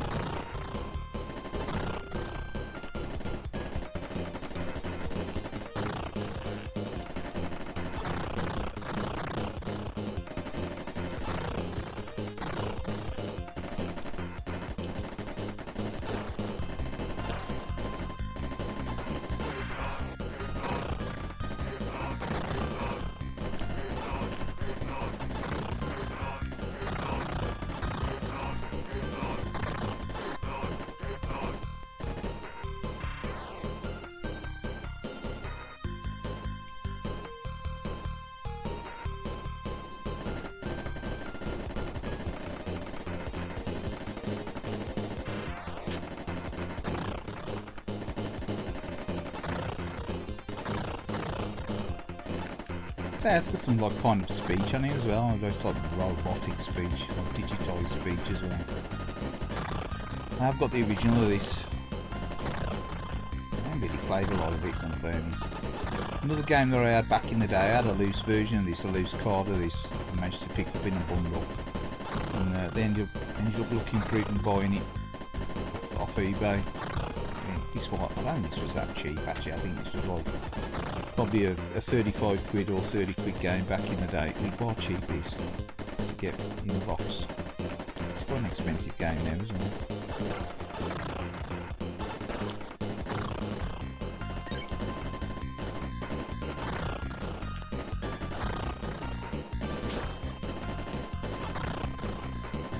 Yeah, it's very similar to Granada, I think, this game.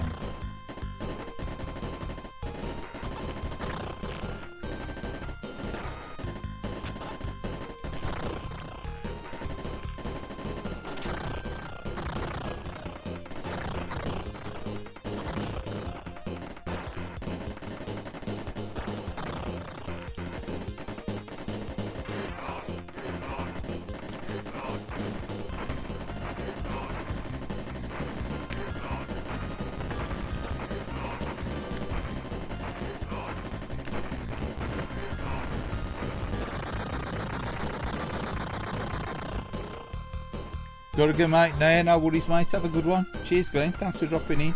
Always a pleasure.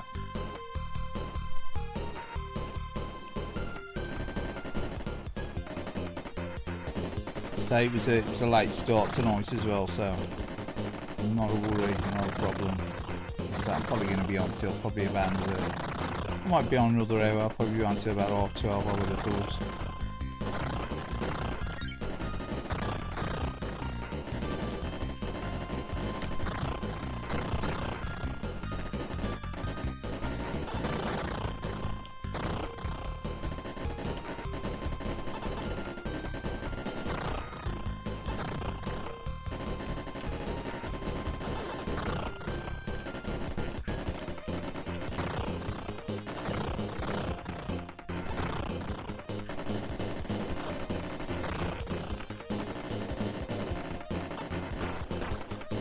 But I do remember playing this in back way and enjoying it quite a lot.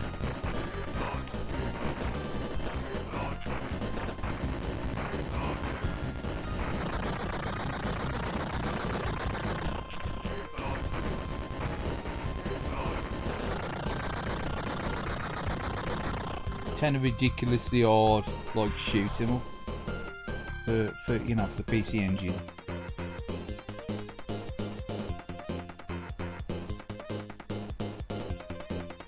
Some of the shooters are like pretty tough going.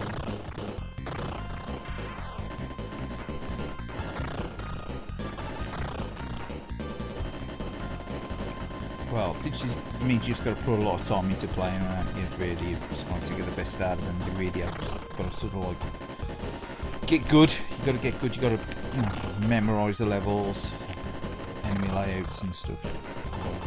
PC Engine games, it's more like a memory testing with a lot of shooters. There's anything hidden around these maze levels.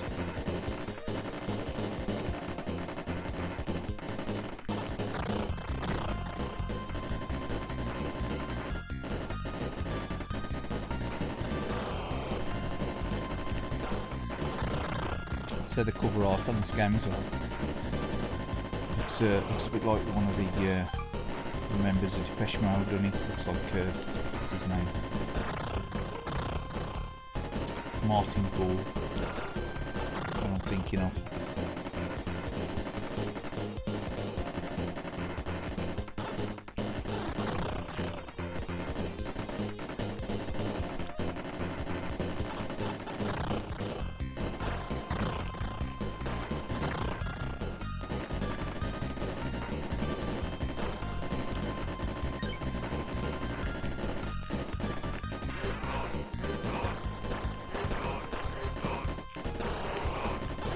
It's a bit sneaky, wasn't he? I was expecting that.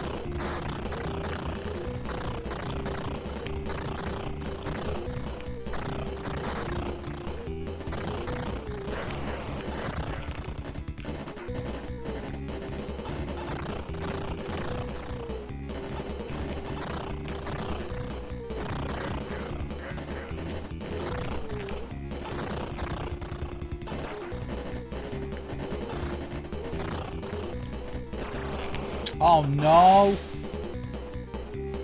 You gotta be shitting me.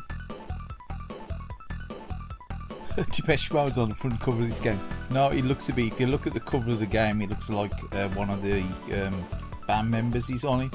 It looks, you can look at the guy's face on there, he looks like Martin Gore. It looks like Martin Gore, it looks like they've digitised his face. He's the one with the blonde foofed hair, you know, remember you said that like blonde foofed hair. Martin Gore out of Depeche Mode. One that used to play the keyboards. He used to write all the songs then after Vince Clarke left. So he died, didn't he? One of the members of Depeche Mode last year, didn't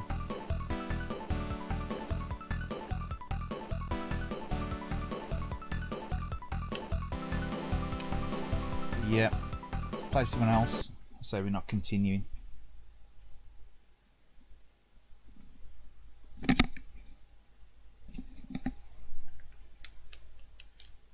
What are we going to play? Oh, no, we're not going to play that again. Come on. Messing up.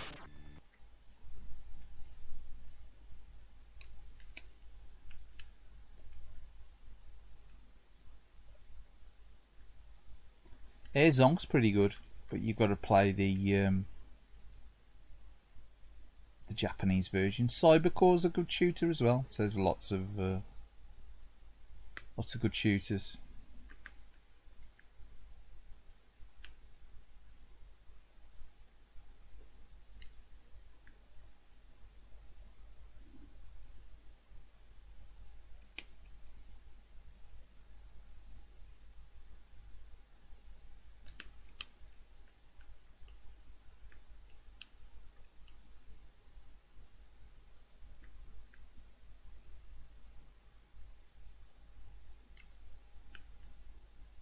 Final Blaster's a good shooter as well. I know it's got a weird like mechanic. Final Soldier as well. I do prefer Superstar Soldier, in fairness. I don't mind a bit of Gallagher 88 as well. Version of Gradius is really good on here, isn't he? I always play Gradius. Genpai Tomadan. And the second one, Tomadan 2. Samurai Ghost, I think they call it now, Samurai Ghost.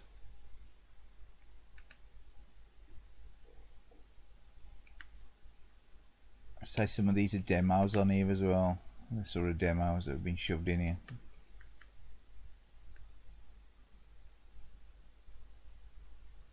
Never played it half of these games, like stuff like that. Wrestling game or that. Never tried it. Never played it.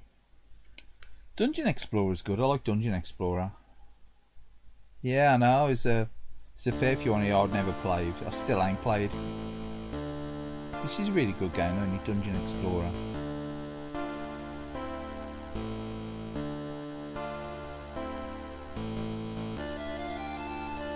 And it ain't an expensive game to buy either.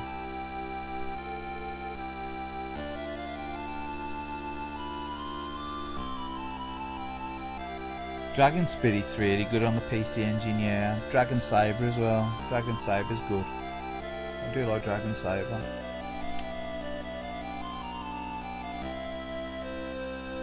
Yeah, Dragon Saber's a good game. Dragon Spirit, you could like pick that up for next time. If you didn't want it on PC Engine, you could pick that up for like a tenner, couldn't you? Whereas now it's probably about 25 quid game if you want it in good condition, 30 quid in. Like most of retro, it's like trebled, trebled.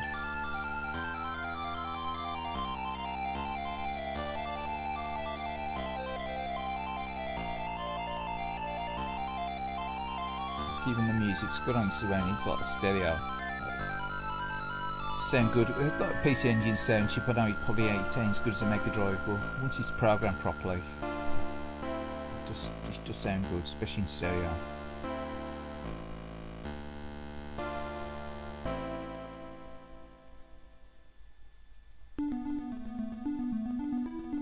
So this goes on forever as well, this intro thing as well, so I'm gonna skip it.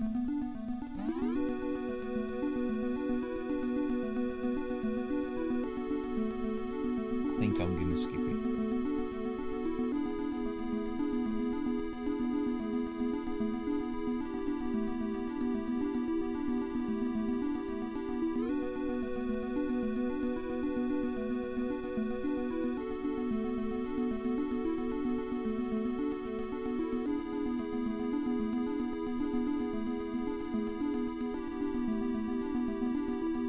So a lot of different characters you can choose on here as well. And this is a 4-player, simultaneous 4-player, isn't it? This, sure it is. Is it 4 or 5-player? I think it might be 5 players. 5 players in it. I think that's simultaneous 5-player game.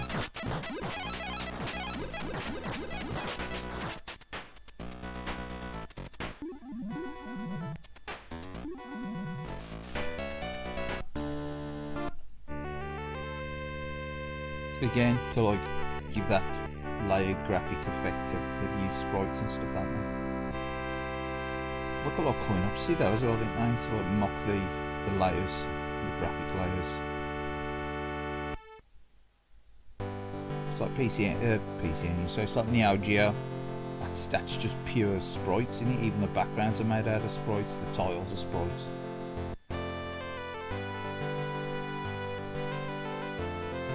There's only the fixed layer at the front, which they use for details like your credits and stuff in your difficulty level. Also, that's the only text layer on the system, like the fixed layer.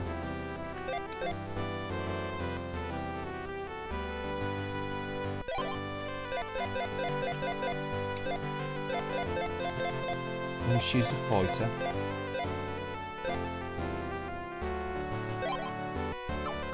Choose the elf.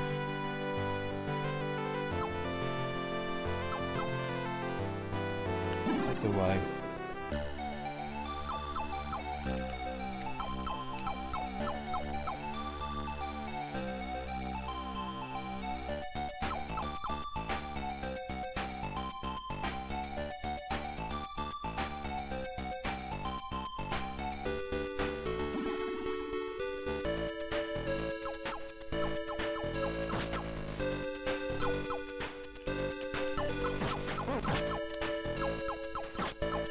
Very much like Gauntlet, isn't it? Very much a Gauntlet rip-off. I won't be playing a lot of this because this is a long game to play as well. Well, when I say long, you can't finish it in half an hour, can you?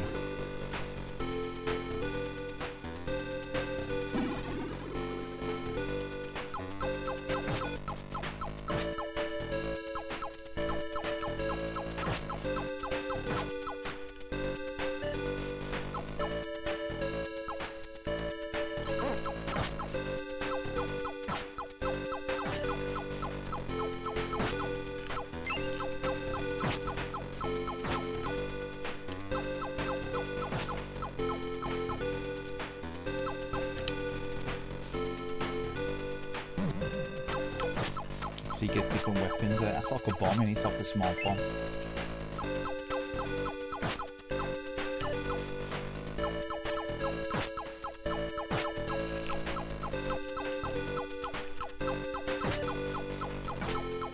It's definitely a bit of like a grind, a bit like Gauntlet. You know, it's one of them. I do like this game. It's definitely like a single player game that you, or like obviously if you want to play multiplayer, but it's like one of them games you probably, it's so much fun if you're playing it one player on the stream and watching it, you know. It ain't quite that exciting to watch, is it? Oh yeah, it's a 5-player game as far as I'm aware, because the PC Engine taps 5 player in it. It's a 5-player multi-tap in it.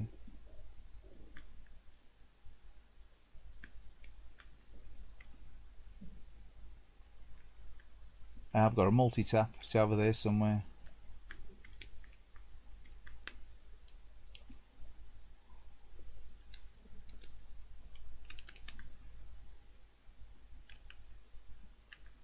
It's got Rust and Saga 2. Man, ain't a great game, is he? It's very much like the Mega Drive version.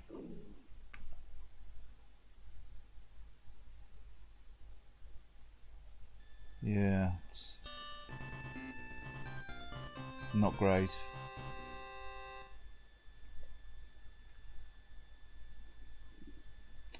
Rastania, where the Rastafarians come from.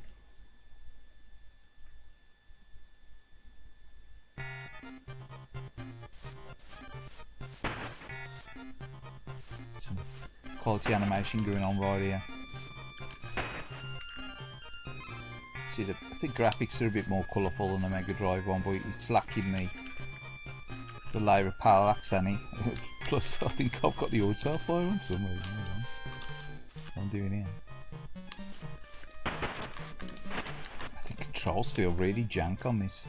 Start again.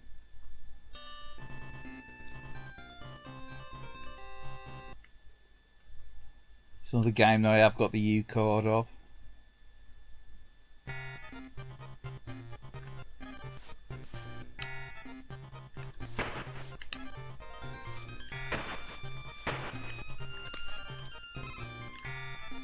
Nice big sprites, dodgy animation generally, and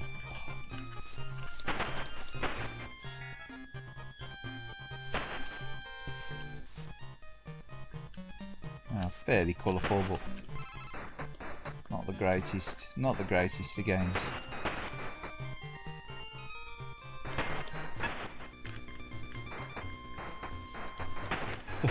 I'd rather play this any day over Golden Axe on the PC Engine CD though.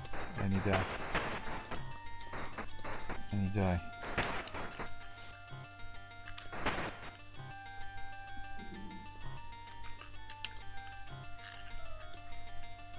Really needs to be jumping high, doesn't he? It's like he's got that weird double jump. Like if you press it and he jumps again. If you hold your finger on the jump, you like.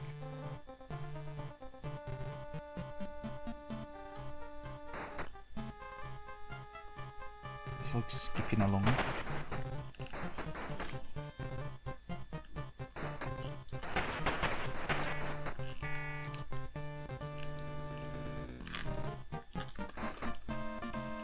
Saga 2, The Revenge of Skippy. Skippy the Rastan.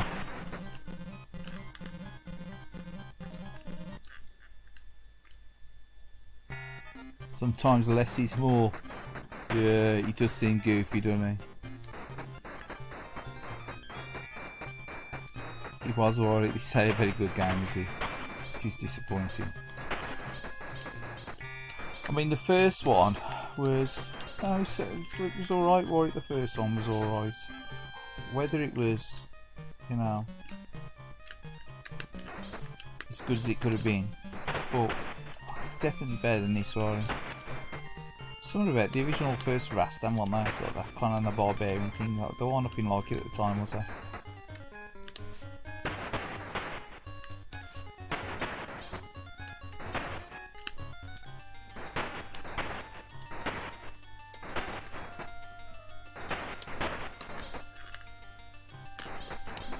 I've actually owned this on the Mega Drive as well at some point. It was super cheap.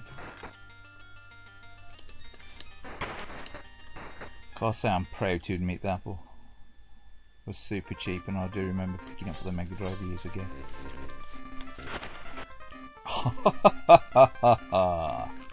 You're Jones. Welcome to your doom. Your own speech. Ah! He goes, he scream when he dies. Ah! That's what I should have had, shouldn't I? Welcome to your doom.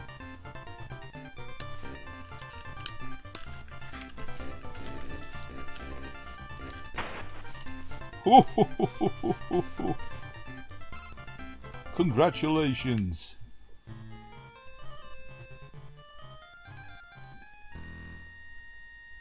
You gotta have your own speech in there.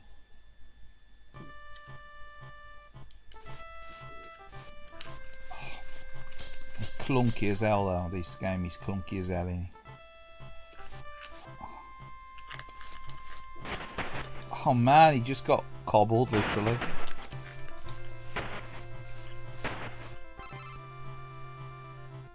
What was that? What's he got? Oh, he's got a big, he's got his choppers extended.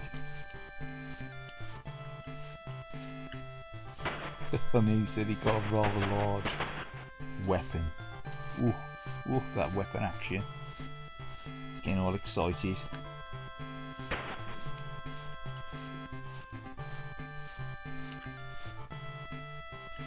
Can you chop through? You can chop through them with that coil. What's going on here?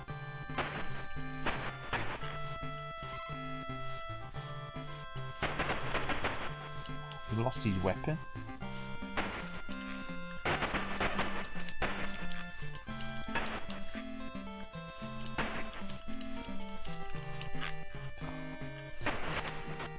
Oh man, yeah.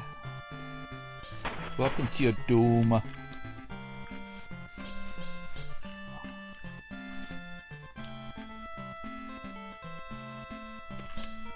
Welcome to your doom. Courtesy of Rastan. Yeah, sometimes less is more. Sometimes, yeah, sequels suck ass.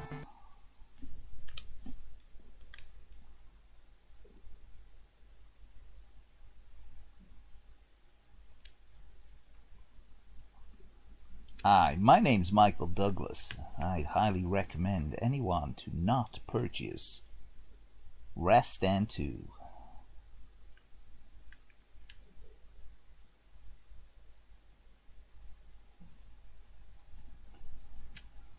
Let's play a bit of Salamander.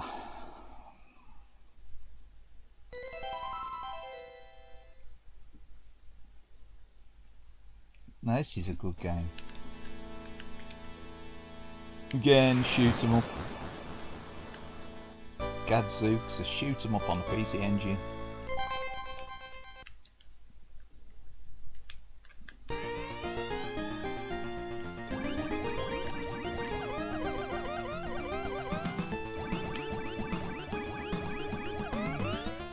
Now I'm going to start that again because there's way you can just play through this and get all the power ups.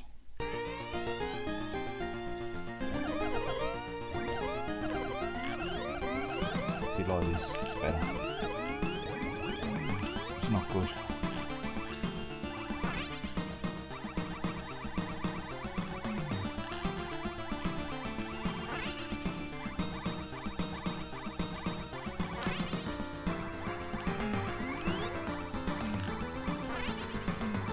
Again, really good conversion on PC Engine. Oh god, I hate the NES version of this with passion. Times I've played it, just certain parts of the game is just like ridiculous.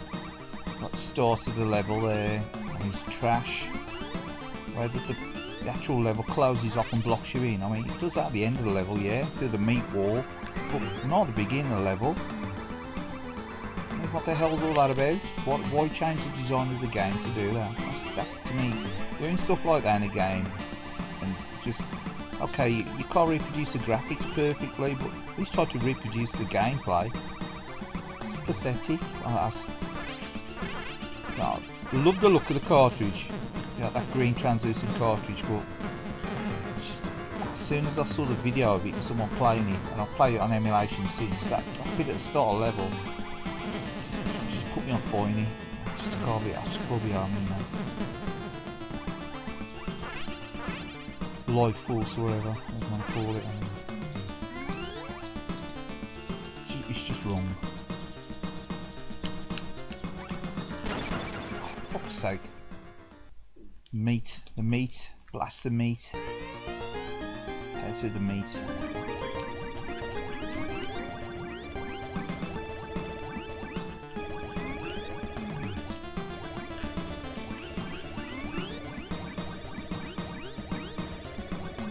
That lovely looking cartridge, that translucent green, but man, start the level and it just encloses you and traps you in there. What's the point in that? There's nothing like it going on.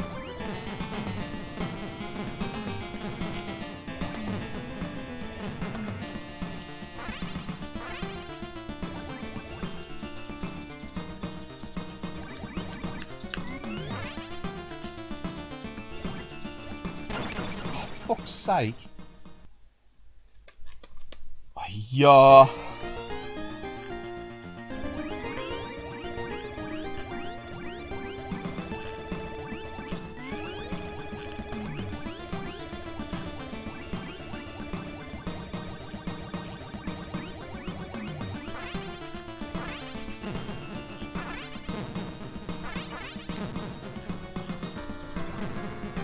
You've got to get the feel for the PC Engine pad as well. You've only got to touch it, it's really twitchy, innit, the PC Engine pad. It's like there, I only moved a fraction, it just cost me the life.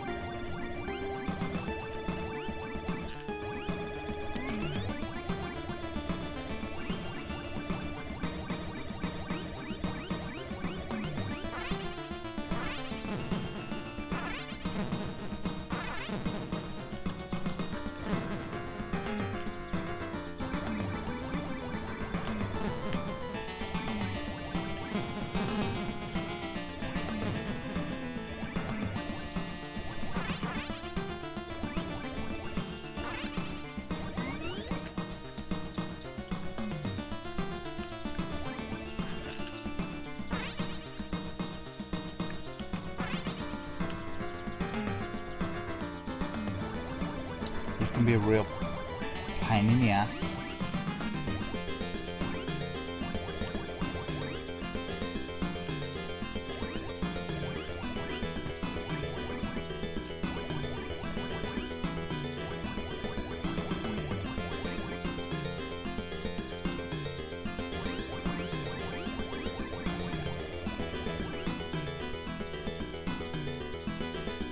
A bit of slow down out shirt now and again. I'm used to it. It's used to sprite glitching and slow downs.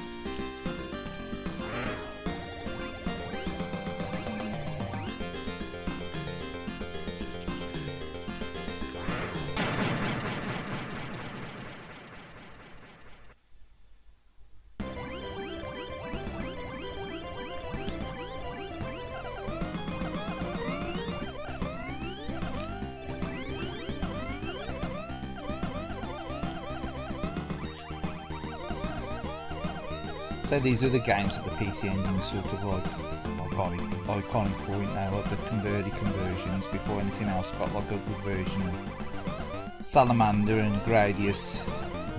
Like the NES versions are okay, but they're not brilliant, are they really, looking back at them. But these versions of them games, both them games, are really good.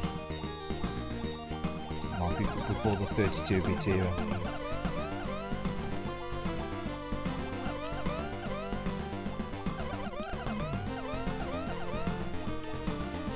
I suppose you did have like conversions on the shop and that, but as for console games, PC Engine, Konami stuff like this, parodius. Twinbee, you know, I know Twinbee gets all about.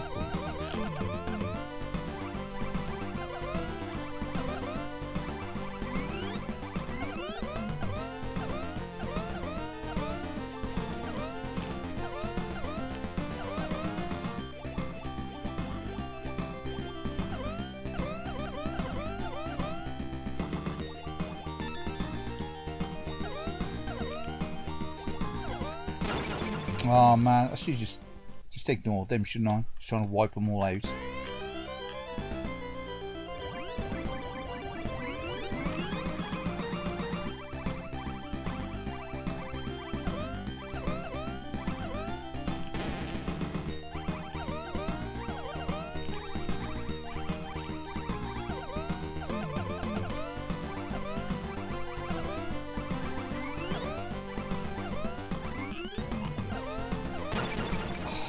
Once you lose a life though, this game can be brutal.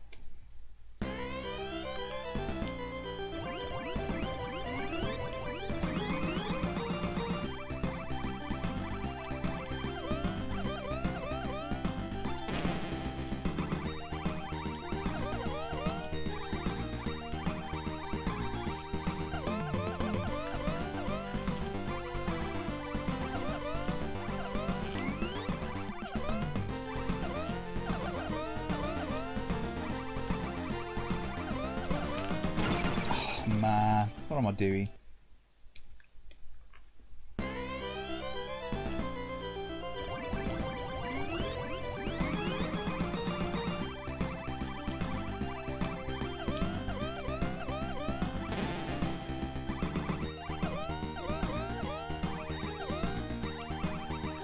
Thought we made a comeback.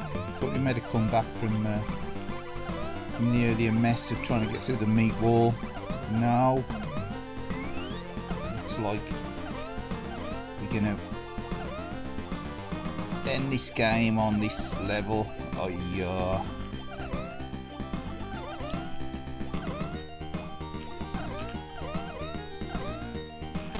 Oh, yeah. Wow.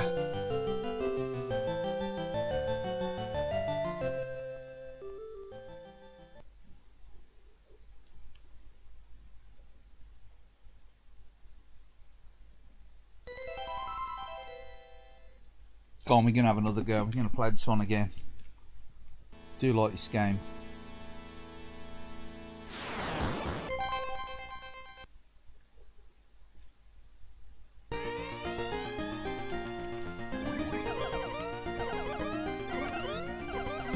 So it does lose out with the layer graphics. But it makes up for less slowdowns in the coin-op. The coin-op does have more slowdown, doesn't it?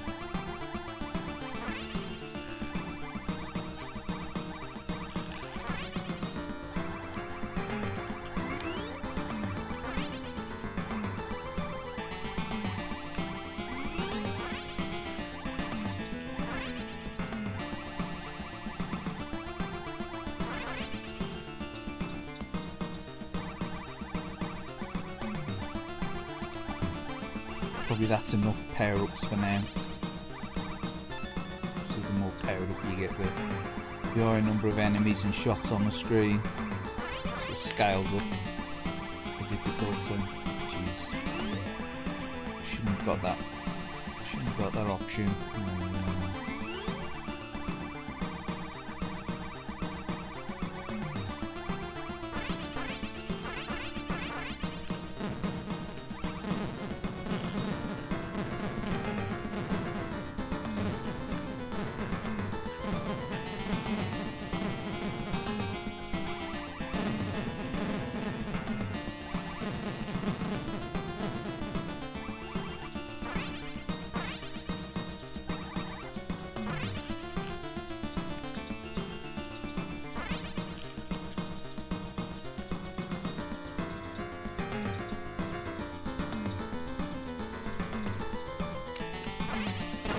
Oh man,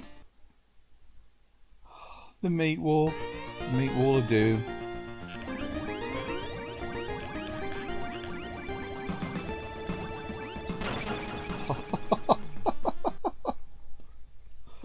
Oh. Meat Wall of Doom.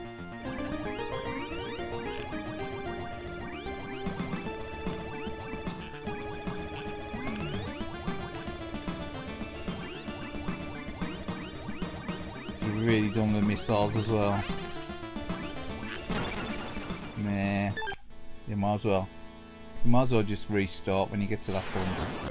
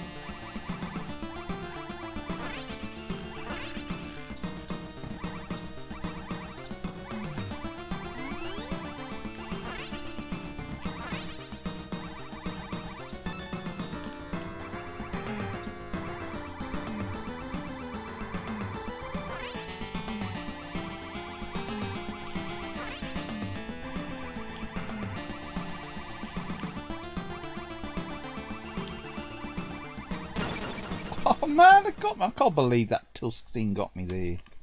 No way.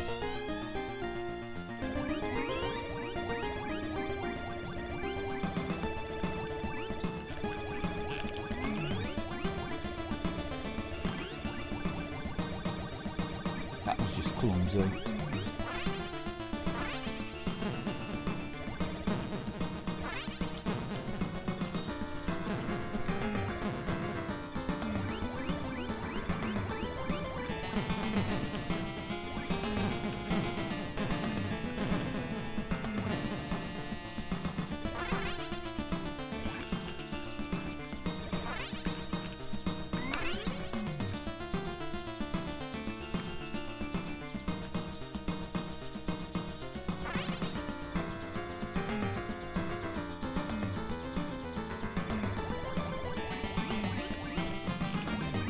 Rest 3, so we've got 3 lives.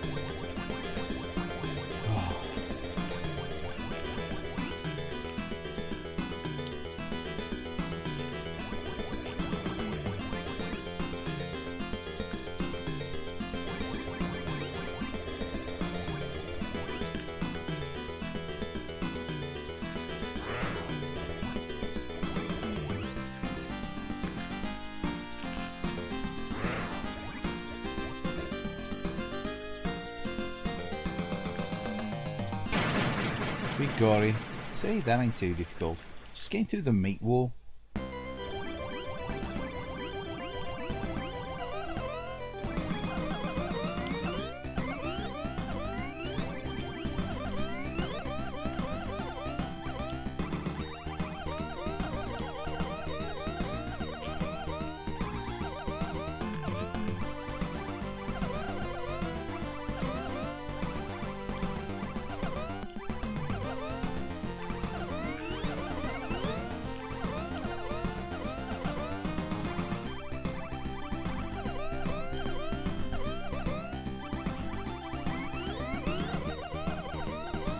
This laser shot's probably the best for this level as well.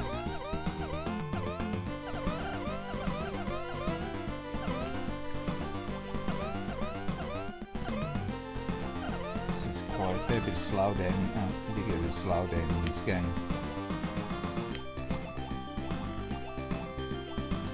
Less than the coin up though.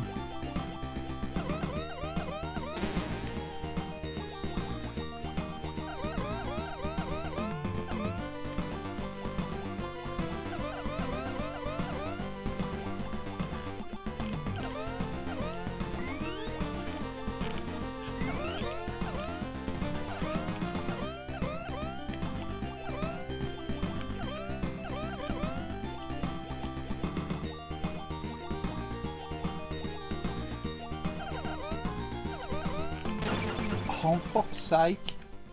Not again. Oh, man.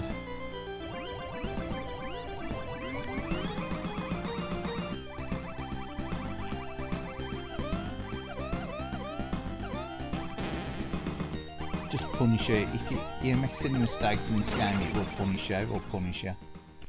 Oh yeah. So now, anyway, I think I'm gonna call that an evening. I've enjoyed playing the old PC Engine, but yeah, I think you get to a point when you're like, oh yeah, yeah. Again, so cheers and thanks for viewing, and catch you all on another Tuesday, probably. I would think it would probably be next Tuesday. This is another really good game as well, to be fair. Kiki Kai Kai, really good conversion on PC Engine. Really nice. Again, cheers again. Thanks for the chats. Catch you again another Tuesday, possibly a little bit earlier, hopefully, probably more near 8:30. But have a good one. Cheers all. Thanks for the subs. Thanks for the chats.